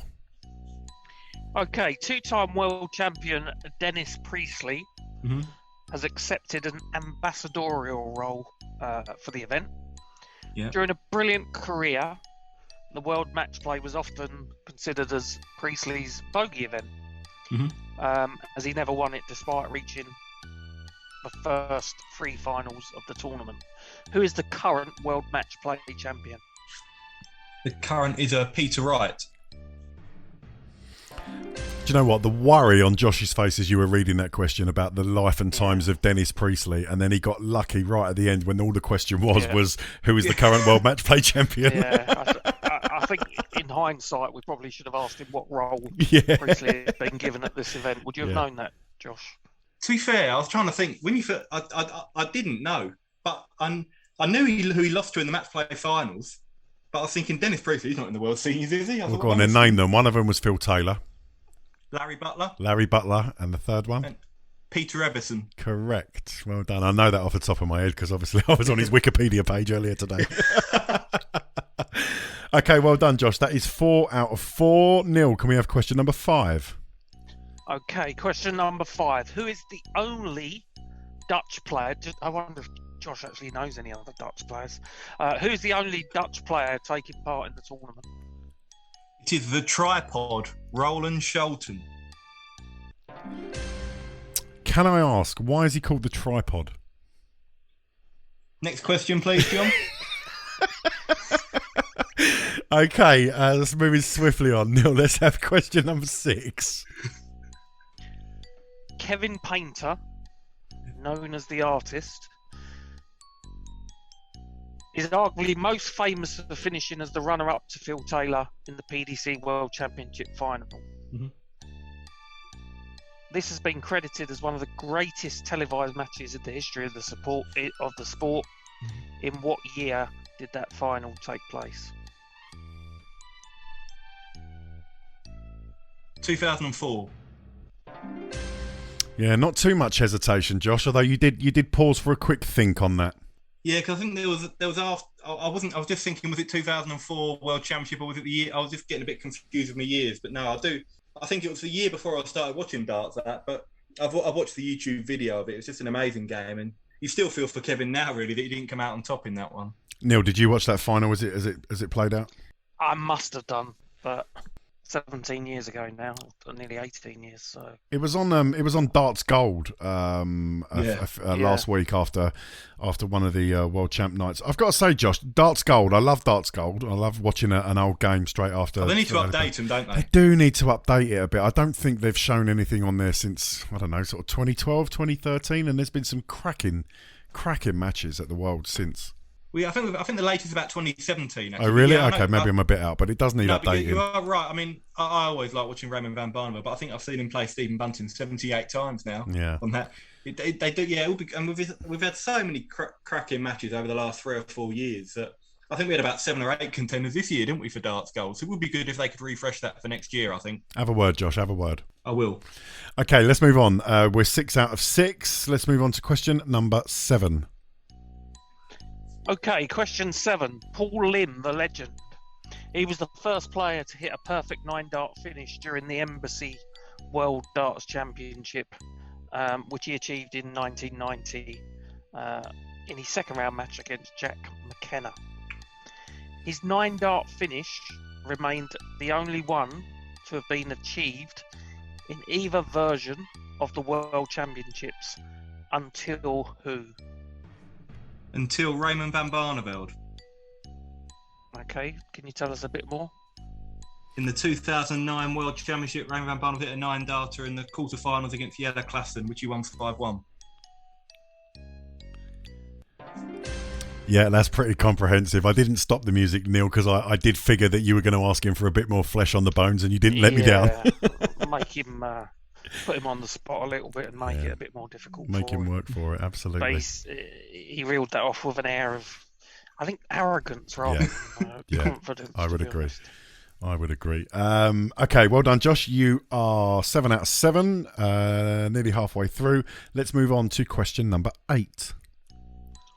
Question number 8. Can you tell me how many other 9-darters have been hit in the BDO World Championship? And who were the players that achieved the feat? The BDO? Yeah.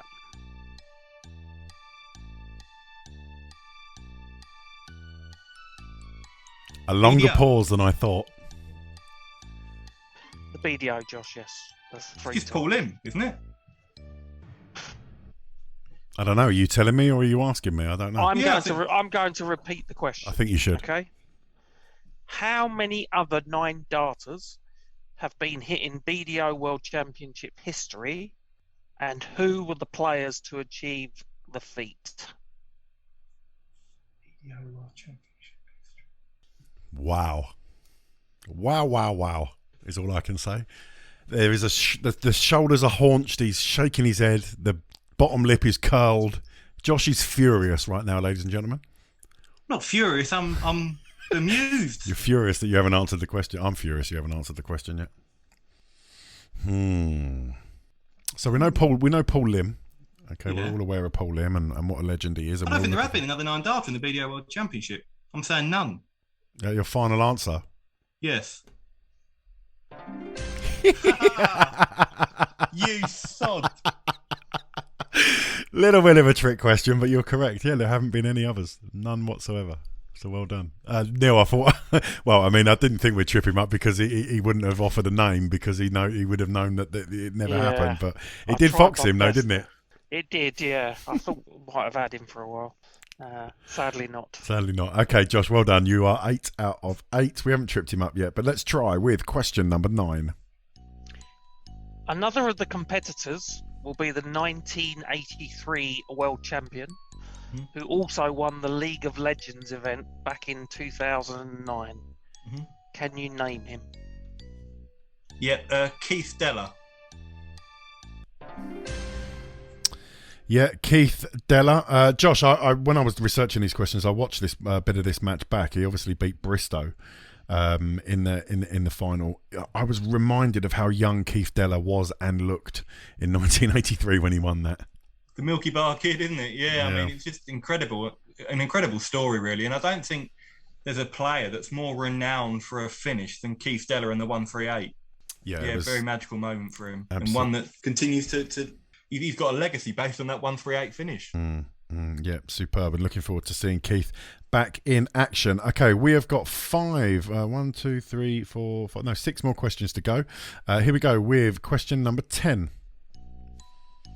Question number 10. 2 of the entrants currently hold an MBE.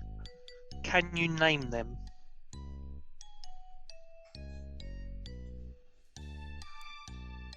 Yes. Yes, he can, confidently.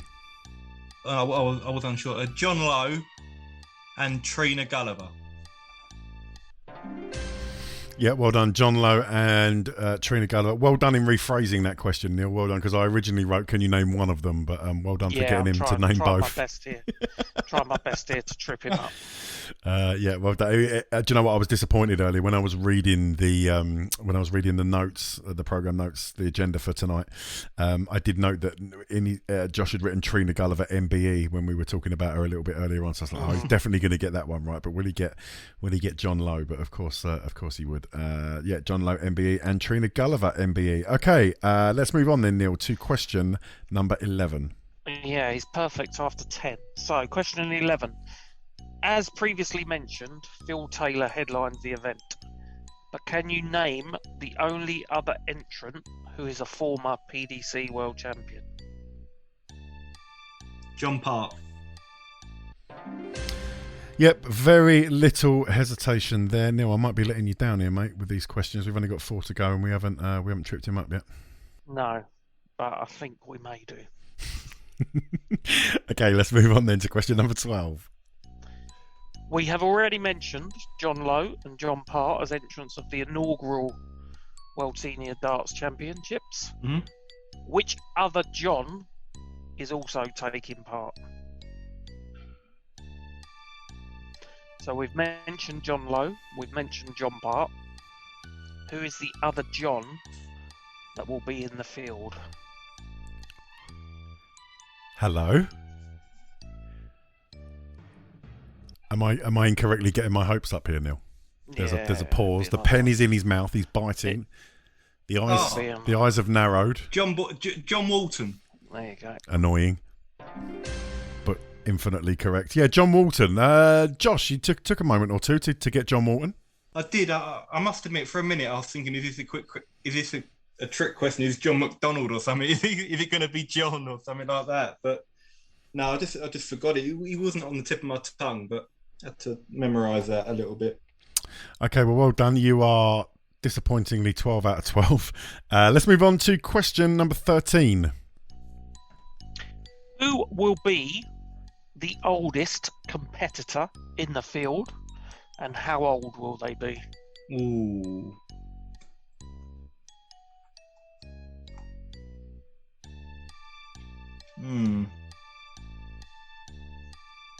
This might have done me. Yes. So I presume I need both. Yeah. Let me try and work it out. It's going through dates of birth now. No. Have you got? Are you? Let's talk names first. Let's talk names first. Who are you thinking?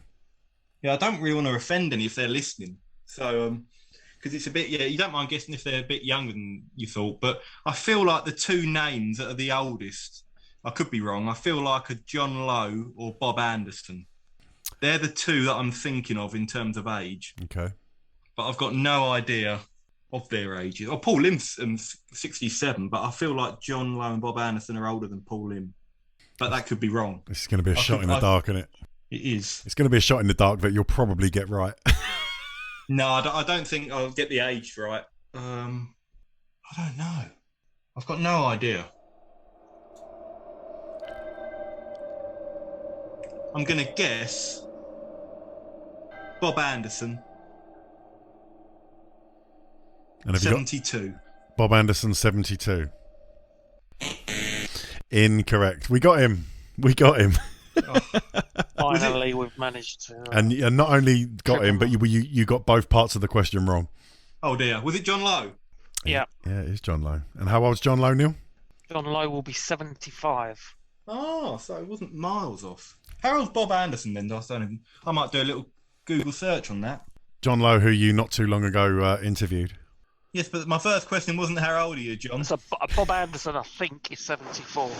Okay, well that's good. I didn't say he was older than he was then. Yeah, 74. Yeah. There we go. Okay. John Lowe still competing at 75, Josh. It's an achievement, isn't it? Yeah, he was still playing in the PDC, I think, when he was about 60 odd. I could be wrong there, but and he's got such an elegant throw, and I know the exhibition circuit's not really been functioning due to COVID, but he can still throw a mean dart from what I've been told, and he'll be desperate to try and put on a good show. They all will. They're all legends of the game. Okay, so we did trip him up, but we still have 2 more attempts to do it again. Here we go with question number 14. Okay. So, France's Hunselaar, is that pronunciation correct? It's good for me. Yeah.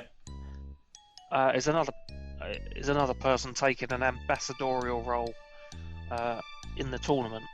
Okay. And Trina Gulliver, as we've already said, is competing in the event. Mm-hmm. Who is the third and final female player that will appear at the event? Dieter Hedman. Yep, straight in with Dieter Hedman. And Josh, I know you're a big fan of Dieter, aren't you? And you'll be looking forward to seeing her taking part in this event. Yeah, of course, an absolute legend of the sport, over 200 ranking titles, and really pleased to see her playing. And we've seen her on the WDF circuit recently, still winning major titles. So let's hope she can perform on the World Senior stage. Yeah, and I want to take a moment to wish Dieter well for the upcoming WDFs, if and when it takes place, because obviously that's one of the titles that has eluded her over an illustrious career, and I'd love to see her win a Worlds, Josh. Absolutely, yeah. She deserves one, and I know the Lakeside wasn't really a happy hunting ground for her, so let's hope it's more successful for her in the WDF. Okay, we've got one more question to go. So, Neil, can we please have question number 15? Okay, the final question. Across the entire playing field, yeah, how many previous world champions are taking part in a playing capacity? God, I'm going to need my pen now. Across the entire playing field, how many world champions are taking part in a playing capacity? World champions, not major, yeah? World champions. So Josh has his pen and paper. He's currently out of shot on the video. Not that you need to. You can't see him. This is a podcast, but we don't need to see him. But he's furiously scribbling away in the corner. So Neil, just one more time. Can you repeat the question for the listeners? Yep. So question 15, across the entire playing field, how many world champions are taking part in a playing capacity? So when we say playing capacity, we're not talking about the aforementioned ambassadorial roles. We're just talking about people who are actually taking part in the tournament. Exactly. Okay. Excellent. I'm going to forget someone here. Have you got different coloured pens there, Josh? Did I see a different colour? You got? No, not really. Okay. All right. Yeah. Good. Excellent. Okay, so Josh, you've already dropped 1 point. I don't know if this is going to be the second point you drop or if you're going to get this. It could be. I'm just trying to think this. I feel like I'm trying to work out how many players there are. I'm trying to name all the players and then work out if they're world champions or not. I feel like this, yeah. Neil, can I just clarify? Is the question how many of them are world champions, or is the question how many of them are world champions, and can you please name them all? Well, we'll get him to name. We'll get him to name them as well. there'll be a number that he gives us rightly or wrongly. Yeah, of course. And then we'll see how accurate he actually is. Okay, good. I think he'll miss someone. I think one will slip through the net, maybe. Yeah, that's the hope. Okay, well, we will see.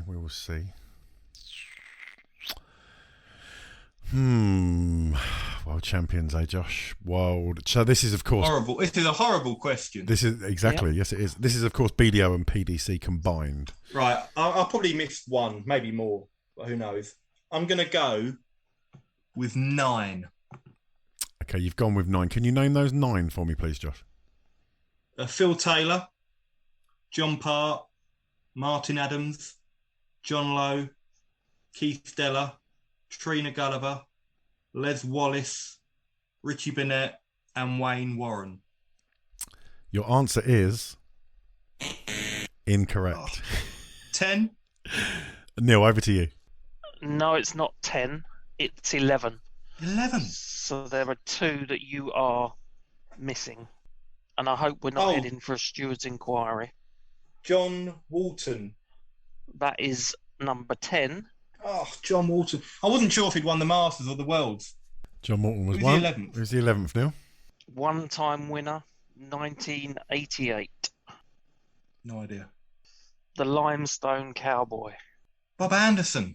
Yeah. Oh, Bob how did I forget that? Anderson. Coming to the That's a stage. shocker. Coming to the stage on a horse. Someone else you've spoken to, I believe. That's the shocker. I completely forgot Bob.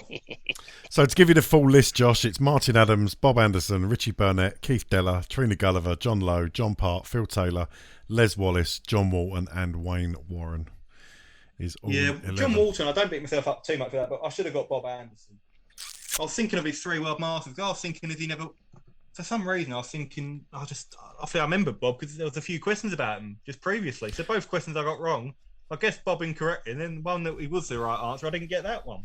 Well, it would have been 12, Josh, but unfortunately Ted Hankey has had to pull out of the tournament, so we won't be seeing a 12th world champion on the stage. But 11 world champions taking part, Josh. So some real quality in the field. Indeed, and who's in charge, John? Who's in charge? The devil's in charge, I reckon. Who's in charge? Okay, Neil, he dropped 2 points. It's 13 out of 15. Yeah, so I think that's pretty much average, isn't it, for him? I think he's had some full houses, but he's had some poor performances. So 13 is about in the middle. Yeah, par for the course. Josh, how do you feel about your 13 out of 15? Yeah, no, not pretty happy. Like I say, I'm a bit annoyed with I missed Bob Anderson off for the world champions. I've always enjoyed watching Bob Anderson. I mean, he was, like I say, when I started watching darts, he was coming towards the latter end of his PDC career, but I should have got that one. That was a bad error on my part. Okay, well, 13 out of 15, not too bad. Just the 2 points dropped. Okay, Neil, thank you very much. Thank you very much, John. Thanks again for compiling the quiz and making sure that he didn't get everything right. Glad I didn't let you down. Okay, that is this instalment of Challenge Josh.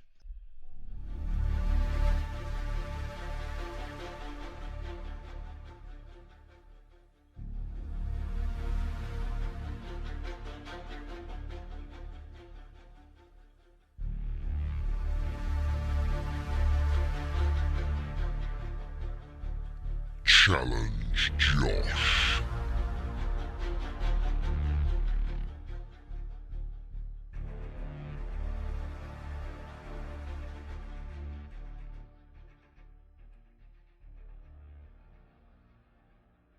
Hello, this is Bob Anderson, and you're listening to Josh's Dartistry.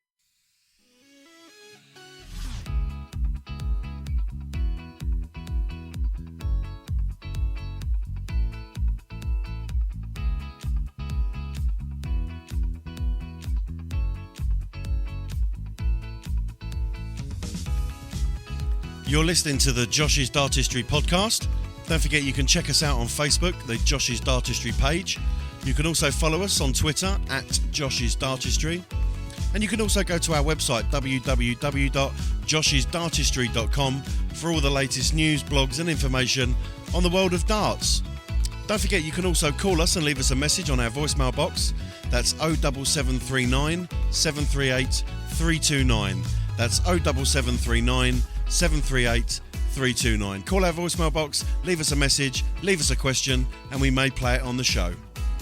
Now back to the show.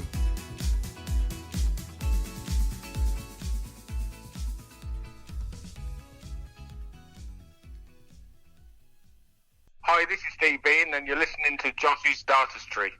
Okay, Josh, you've just made a note of some additional talking points that we should touch on near the end of the show. So the Premier League darts announcement's been delayed.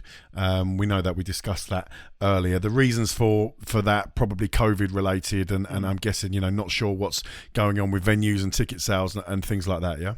Yeah, I believe so, because the opening night is scheduled to take place in Cardiff on February the 3rd. But as we know, with the current restrictions in Wales, they're currently not permitting any spectators in sporting events. We've seen Swansea today in the FA Cup play behind closed doors. And with the nature of the Premier League is that they're touring Scotland, Ireland, Northern Ireland, of course, Germany and the Netherlands, and they're all under various restrictions at the moment. So I think the PDC are just trying to get more clarification over the coming days and weeks about how that can proceed, because, of course, they don't want to be playing it behind closed doors in Milton Keynes. They want to be able to go to these venues and have it with full audiences. So I don't believe it's been delayed from what I've been told. I don't think it's anything to do with waiting to try and finalise the 10 players. I think it's more the logistics of the event. But I personally wasn't against the announcement being delayed. I know some people were disappointed, but for me, the World Championship final is about crowning the world champion, and that should get the limelight, not the news of a Premier League lineup. So I'm not too fussed about that, really.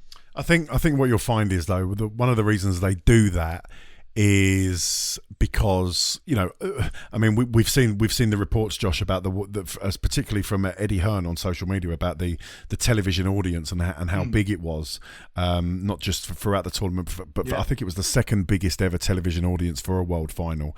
And if you've got that amount of eyes on the show at that time, it's probably a good time to promote your next big upcoming show to those numbers. I think that's probably why they do it. Would you agree, Neil, that's probably what's behind it? Yeah, I think, as you say, there's so many people watching at that time, and when they've sat through and watched such a brilliant final as well, people will probably be keen for more, which is why, as you say, they probably do want to announce it. But I understand why they haven't, because I think we live in a world of uncertainty at the moment.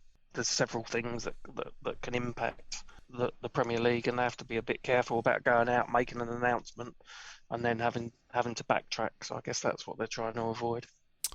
Josh, you've written on our agenda Premier League picks, our 10 picks for the Premier League. Now, I was going to suggest we put together the Josh's Dartistry podcast picks, but I think between the three of us, we'll have a disagreement about a couple of names. So, oh yes, I think so. I don't know if we'll be able to come up with the JDP 10, but we can certainly give our personal 10. I mean, what's the question? Is it what we predict it will be, or what we would like to see? What's the question?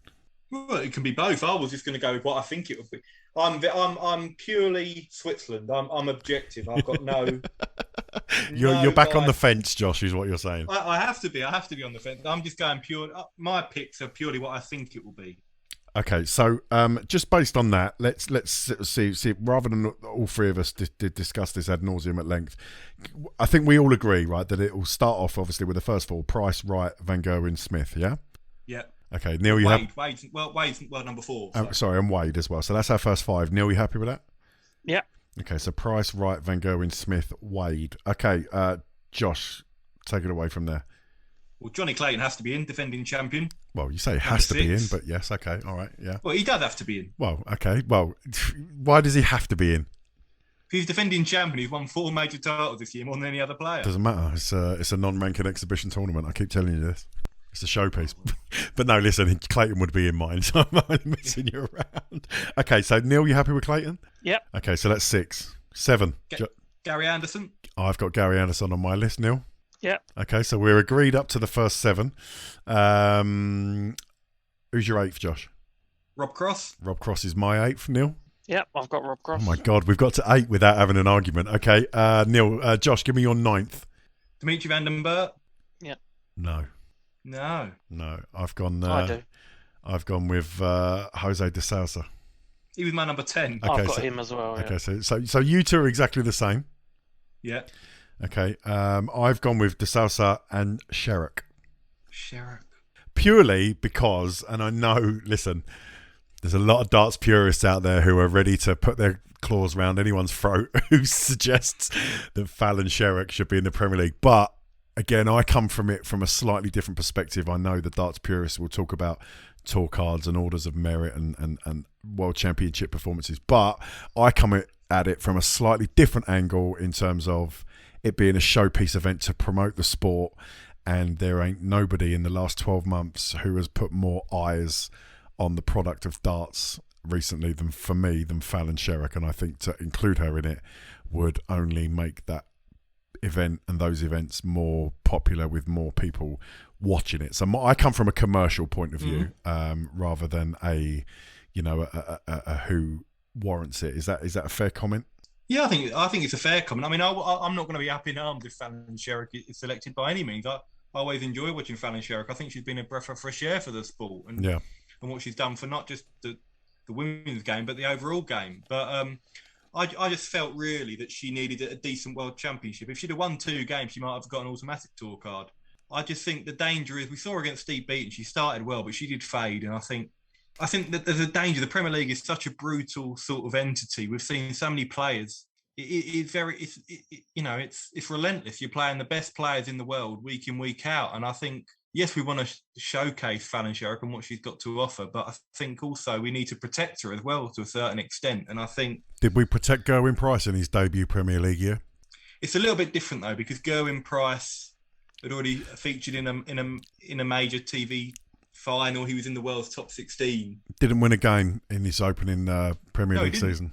No, it's very true. It's very true. And there's notable other examples. And I think some people like to talk about players who have lost their form after the Premier League. And I think that can be a bit of a narrative that's not always the case. But I'm just not sure. I think Fallon Sherrock's not going anywhere.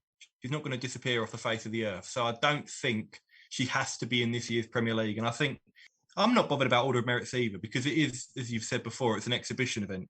It's a non-ranking event. But I just think, I just think it could be a little bit too early for her myself. I think I want to see her get a tour card and then play week in, week out against these top players. And I think that'll improve her game and take her to the next level, because she's got an A game to compete with these top players. But has she got the B game? I'm not too sure. Yeah, I think John Part, I read something from John Part earlier in the week about this, and he thinks it's too early. And I think he quoted examples of Kim Huybrechts, Mark Webster and Michael Smith. They used those as examples as to why she shouldn't be thrown in now. I think Marder had initially sort of suggested that it was an option, but Part was against it, not because he doesn't think that she's got the talent, just that it could just be a bit too early. Okay, well, short of that though, you two in a complete agreement, dancing Dimitri, Josh, and Jose de Sousa. Yeah, I think Dimitri's had a bit of a disappointing end to the year, but he had a brilliant Premier League season. Even though he didn't make the playoffs, he came 5th. He had the highest average. He's an entertainer. He got to the World Match Play final. He's a player that always performs his best on the big stage. I think he deserves another crack. Jose probably deserves another crack. He got to the final last year, and I always love watching Jose, but his form over the last 6 months has alarmingly slipped away. I know he's world number 7 still, but he's been a shadow of his former self in terms of the early stages of 2021. I think if anyone was going to miss out, it would be Jose. But there are a few players like Nathan Aspinall, Joe Cullen, who I felt could contend for a spot, who didn't really have very good worlds. So I don't think anyone's done enough to justify not selecting Jose, but his form is a concern for me. Okay, well, there you go. We managed to get to the JDP 8 picks for the Premier League. A little disagreement on 9 and 10. 9 really, because we all selected Jose. Yes, we did. No, you're right. Yeah, so we got 9. And who knows, the initial announcement might just be the 9, Josh, as we mentioned, with a 10th to be added at a later time. I think we can all agree, though, that we pray to God there's no contenders added this year. Neil, would you like to see the return of the contenders? Let's not go down that route again. Okay. Let's move on from Premier League picks. Josh, I know we have touched on it, but the Masters begins on January the 28th. Now, I know there's no odds currently available for that competition, but nonetheless, Johnny Clayton will be bidding to defend his title. And I think you've already said, Josh, that Masters win for Clayton sort of set the wheels in motion for everything that's happened for him in the last 12 months. Yeah, it was a springboard, wasn't it? Because Johnny Clayton wasn't really in Premier League contention prior to the Masters, but he went and won that, got his spot in the Premier League, went and won the Premier League and added the Grand Prix and the World Series finals to his collection. So it'll be interesting to see what they do in terms of the Premier League, because it did, I think, add greater interest and an incentive into the Masters, because sometimes you got players come back from holiday, they're not always at their best. The Masters can almost seem to go a little bit under the radar, but I think it made it really compelling last year. But it's always a great event. I think after a month of no PDC televised darts, to see the top 24 in the world battling it out is always a great occasion. There's going to be a lot of players as well looking to kind of set their stall out and put a marker down ahead of 2022. So it should be a great event with Johnny looking to defend his crown. Josh, where is that event coming from and where can the listeners watch it? Okay, well, the tournament is coming from the Marshall Arena in Milton Keynes from the 28th of January until the 30th, and it will be live on ITV4. Good. We look forward to that. Just one final point for discussion, Josh. We've obviously discussed at length this evening the World Seniors Championship. We've had an entire episode of Challenge Josh based on it this evening. But Josh, news broke earlier today, didn't it? Or it might have been yesterday, actually, about the World Seniors. They've just announced a match play competition that's being announced. And it seems this seniors idea is not standing still. Not at all, because as well as the Seniors World Championship, we've also got the World Seniors Masters in May. Now, the match play, I believe, is going to be held in July. So that's 3 major events now confirmed for 2022. Phil Taylor's going to hopefully be headlining that with Martin Adams. I believe we're going to have Larry Butler and Peter Everson involved as well, former match play winners in the Seniors match play. So it's really gaining momentum. And we've got a lot of players currently on the PDC circuit who hopefully can't play in it now because the PDC players, but they will be eligible in a few years, the likes of Barney, Gary Anderson, maybe even Peter Wright, Steve Beaton, Merv King, Whitlock. So it's only going to grow and grow, I hope. And I'm really looking forward to seeing some of the best names of yesteryear slugging it out on the big stage again. Okay, Neil, let's have your World Seniors Premier League top 10 picks, please. Can we get a JDP Seniors Premier League picks? No, I don't think we'll ever be able to agree on that. But Neil, they've not stood still, have they? They've obviously come up with the World Championships, and now, 2 additional tournaments as well. And it's going to be something that's around for a while, I think. Yeah, I think, but they've got arguably the best player that ever existed as part of that. So I think it'll be really interesting. I think seeing the likes of John Lowe as well. I think he's only going to up the interest even further. Bob Anderson, so it could really take off. Okay, thank you guys. As ever, we always like to close the show with questions from the listeners. This is Josh's Twitter chatter.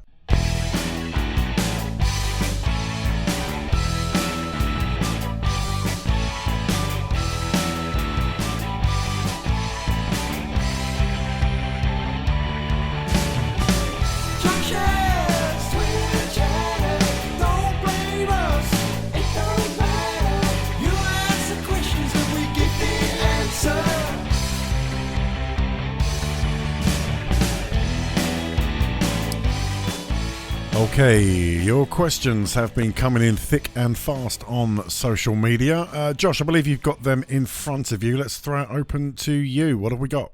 Okie doke. So the first question, John, coming from @GloriousTB on Twitter, has said, in your opinion, do you feel the tournament, he's talking about the World Championship, was undermined as 3 guys had to withdraw during it and should it have gone ahead in the first place? Because the WDF postponed theirs, and in the circumstances, it appeared to be the right decision.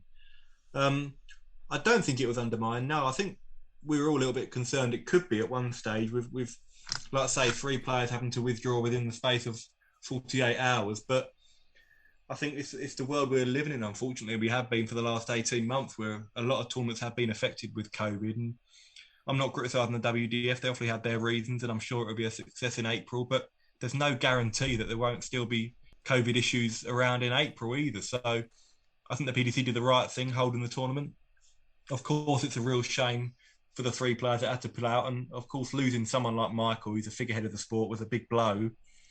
But I still think if you look at the quality on show throughout the tournament, it was still one of the best World Championships we've seen for many years. So I think the PDC were fully justified in continuing with the tournament. And I think they deserve a great amount of credit, because I saw firsthand the amount of work and effort that went into making the event run as smoothly as possible in really tough circumstances.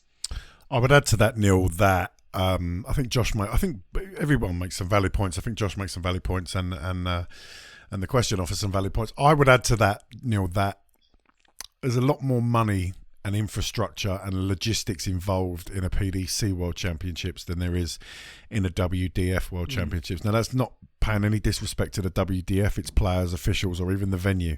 But I think for the PDC to postpone or cancel their event would be a big deal compared to the WDF. What do you think?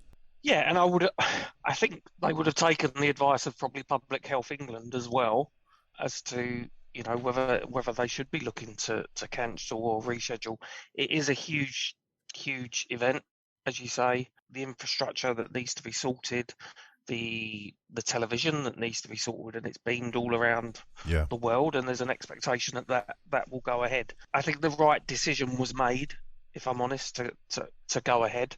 There was that period in the middle where one test came after another positive test, and you did start to worry about what would happen if one of the semi-finalists got it, or one of the finalists tested positive, but it never came to that. And I think pushing on was the right thing to do. And I think logistically, as you say, it is a bigger event. Yeah, it's a different animal, isn't it? It is. I mean, the the BDO, as it was, they were switching venues at short notice not so long ago. So it is a completely different animal. And I do think the right decision was made. As I say, I'm sure they took the guidance of the health authorities, and ultimately it ended up being a brilliant tournament. Josh, that's the logistics side of things. From a player's point of view, and whether I know Jordan, a friend of ours on WhatsApp, was asking a very similar question: Is Peter Wright's win tainted by what went on with COVID? Is there going to be an asterisk next to his name for this World Championship win? I don't think there is. I mean, I base that on the fact that we have seen darts players and other sports as well. We've seen players pull out through injury, right? And I know COVID is not, an injury or a broken leg or a hurt arm or whatever it may be. But let's look at Gary Anderson, who withdrew from the Premier League for reasons of health. And that's what kicked off the whole contenders thing in the first place, wasn't it? But nobody looks back at that Premier League season and says that, I forget who won it that year, in the inaugural year of the contenders. Michael Van Gerwen. Thank you, Josh. Nobody looks at that Premier League win for Michael Van Gerwen and says, well, that win's tainted because Gary Anderson withdrew for health reasons, do they? No, not at all. And I mean, I think Dave Chisnell and Michael Van Gerwen would have met each other, I believe, in the last 16. Mm-hmm. So Peter Wright would have potentially faced one of them in the semi-finals. Yeah. Okay, and we know how good Michael Van Gerwen is. I'm not saying Peter would have won. Who knows if they'd have met. But Peter Wright did face a Gary Anderson averaging 103 over 10 sets. Mm-hmm. So there's no guarantee that Michael would have played any better, or Dave, if they'd have met. So I don't think it taints Peter's win at all. I think, I must admit, I was fearing it could do. As we mentioned, we had 3 cases in as many days. Yeah. And it was getting to the stage of what happens if someone tests positive in the semi-finals. Or in the final, do you get a bye to the title? That doesn't seem right. So I was concerned that it could potentially do that, but I think fortunately it didn't. And I think Peter's performances speak for themselves. And we've seen him beat Michael on several occasions this year on the TV stage, and playing the way he did. It's all hypothetical, but I think Peter would have been confident of beating anyone over the last 3 weeks. And yeah, he deserves immense credit for what he's done. So I think we're fortunate that really it didn't overshadow what was a brilliant World Championship, because it did look like it might at some stage. Yeah, it's never nice to see any player have to pull out of a competition through ill health, injury, whatever it may be. Never mind 3 of them. Yeah, one thing I would say, I think was a little bit unfair in terms of Michael, with the way the PDC Order of Merit works, you're defending what you won from 2 years ago. Yeah. And Michael lost to Peter Wright in the final 2 years ago, so he got £200,000 in prize money. So he's lost out on an extraordinary amount of prize money, about £170,000, I think, purely based on the fact he got a positive COVID test. Now, again, I don't really have a solution to what I'm going to say, but that does seem really unfair on Michael's part, that, you know, he's lost £170,000 around about in ranking money purely because of a positive test. That is another huge bitter pill to swallow. But again, what's the solution to that? Because you can't award him the prize money of, you can't just halt his ranking or freeze his ranking and let the others go. So it's a difficult situation, but I think the PDC have done the best they can in the circumstance. Yeah, I agree. And Neil, there's an argument that, you know, we are 2 years down the line from COVID, and not just in sport, but in all of our lives now, the show must go on. Yeah, I agree. You know, we can't have this forever. Whilst we do need to protect those that are vulnerable and ourselves, we need these things to go ahead in the safest possible manner. We can't be forever postponing and cancelling events. So I'm of the same view. Okay, let's move on. Josh. Yeah, we've got a question from the Irish Blur. He has asked us, what do you think the reason is that Premier League players haven't been announced at the end of the Worlds? A lot of conspiracy theories that they're holding off until after Q School in case Fallon gets a card. Told you. Along the lines of what you said, John. Yeah. And I know there have been quite a few sort of comments and theories floating around on social media that the PDC and Sky Sports have not really reached an agreement on the lineup yet. And again, I've got no knowledge of that. All I've been told is that it's got nothing to do with the Premier League lineup. It's purely they're just waiting to see how things unfold over the coming weeks and the COVID restrictions. But all I will say is I wouldn't be surprised if not announcing the Premier League lineup on finals night does become the new norm. I can see, because I know a lot of the people in the press room, a lot of the Sky pundits, Wayne Mardle particularly, said he never agreed with announcing the Premier League lineup on World Championship finals night because you lift the title and 10 minutes later it's almost forgotten about and it's a Premier League sort of thing. So, but I'm not. Who knows? If Fallon going back to the question, if Fallon gets a tour card, who knows? She could well be selected. I mean, commercially, she would be a huge addition to the tournament. So it's not beyond the realms of possibility. But I personally don't think it's due to the uncertainty over the lineup. I think it's more the COVID situation. Okay, Josh, last question. This one's just come in on Twitter from RRP749. They're asking you this question, Josh, I think because with you being in attendance at Ali Pali, you might have a little bit more background. Is it true that some of the callers and referees at Ali Pali were struck down with COVID this year? Yeah, there were a couple, unfortunately, who went down. A couple of the callers and I think a few of the markers at various stages of the tournament, but a couple of them were able to return for the latter stages. So credit to the PDC and all the officials there, because I know a number of them were having to almost do double shifts, if you like, and do double the amount of game they would normally do so. But and it's a taxing job. It's a difficult job. You know, I know we talk about the players and the concentration there, but you think the concentration involved if you're marking 4 or 5 games in a day over a double session. So yeah, credit to all those officials involved, because it's a difficult job. Yeah, Josh, from what I was watching, it seemed to me that for a period of a few days at least, it was just Kirk Bevins and Russ Bray that were doing the calling for a period. I know, yeah, it was. I mean, they were certainly earning their money over that period, and I think some of the games as well, like I say, we had some classics. So you're talking about 7-set matches as well that they're having to call. It wasn't a case of a quick 3-0 and off we popped for a biscuit backstage. It was, like I say, tie breaks and last set deciders. So yeah, credit to the guys, because it's such a difficult job. And yeah, they, like I say, they really put the hours in this year, and they're a huge part of why the tournament was such a great success. And Neil, for the final, not only were Call of Duty shared, but between the guys, I think was it Kirk and George Noble shared the final, Josh? Yes, was it? that's Yeah. right, yeah. But we also saw shared commentary duties. You know, we saw different people starting the match and finishing it off. Neil. Yeah, that was interesting. I was getting a bit frustrated with the early commentary in the final, because they seemed to be writing Michael Smith off early doors. But yeah, and then it changed over, and I think Mardle and Park came on. So yeah, all variations of the product all makes for it to be a bit more interesting. Good.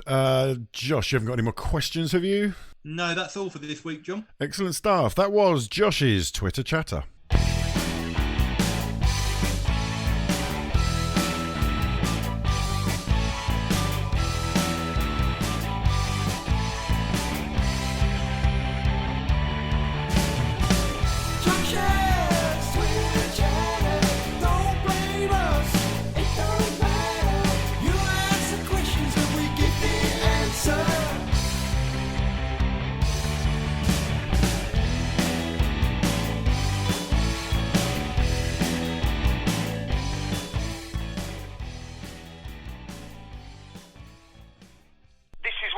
Michael, and you're listening to Josh's Dartistry. Okay, that brings us neatly to the end of the show. We've been going around the 2-hour mark now, Josh. Probably just goes to show what a great World Championship it was and how much there was to discuss. Yeah, it's never dull when it comes to the Worlds, and this year was no different. And I know we touched on a few, unpleasant things with the crowd this year, but on the whole, the majority were great. And it's great to have the fans back. I think it really did add to the spectacle. And yeah, there were so many classic matches, and hopefully we'll have a few on darts gold over the coming years, John. Yeah, Neil, it was nice to have the Worlds back over the Christmas period, wasn't it? I know you were laid low, obviously, with the old coronavirus, but it was nice to have it back on our screens with a crowd and for us to be able to sort of chat every day and night and discuss it. Yeah, I think any sporting event, the crowd makes such a difference, and I think when we were playing in empty arenas and football was being played in empty stadiums, we realised how much we do need the fans there. So yeah, it was great to have the Worlds on. It's something to look forward to around the festive period, and there were some real high quality darts as well. So I thought it was great. Yeah, there we go. As we discussed, there's plenty to look forward to, and there might even be the possibility, Neil, as we were discussing offline earlier, we might do a little live show, a little video live show online, maybe on the Facebook or the Twitter account. We might do a bounce out or something and stream it live as we're talking on Zoom here, and then we could have the chat room going along, and people could be interacting with us. That's something that you were suggesting, Neil. Yeah, I think it would be good to have a sort of interactive episode with our listeners. Rather than them sitting here and listening to what we have to say, let them comment on it while the show's going on. Do you mean let them come on and pop Josh off? Yeah, ideally. How'd you feel about that, Josh? Well, I'm one who sometimes can crumble a bit under the pressure, so we might have to reevaluate that one, John. Listen, it's a new era, it's a new year, and listen, everything's on the table. We're always open to ideas. This podcast will continue to exist in its usual format, and that will probably never change. It's what we enjoy doing, and hopefully what you, the listener, enjoy downloading and listening to. But yeah, there might be a couple of additional avenues that we might check out in the new year, but that's all to be decided upon. Josh, thank you. Thank you, John. Neil, thank you for your time. Thank you very much. I'm John, and we'll see you next time on the Josh's Dartistry podcast.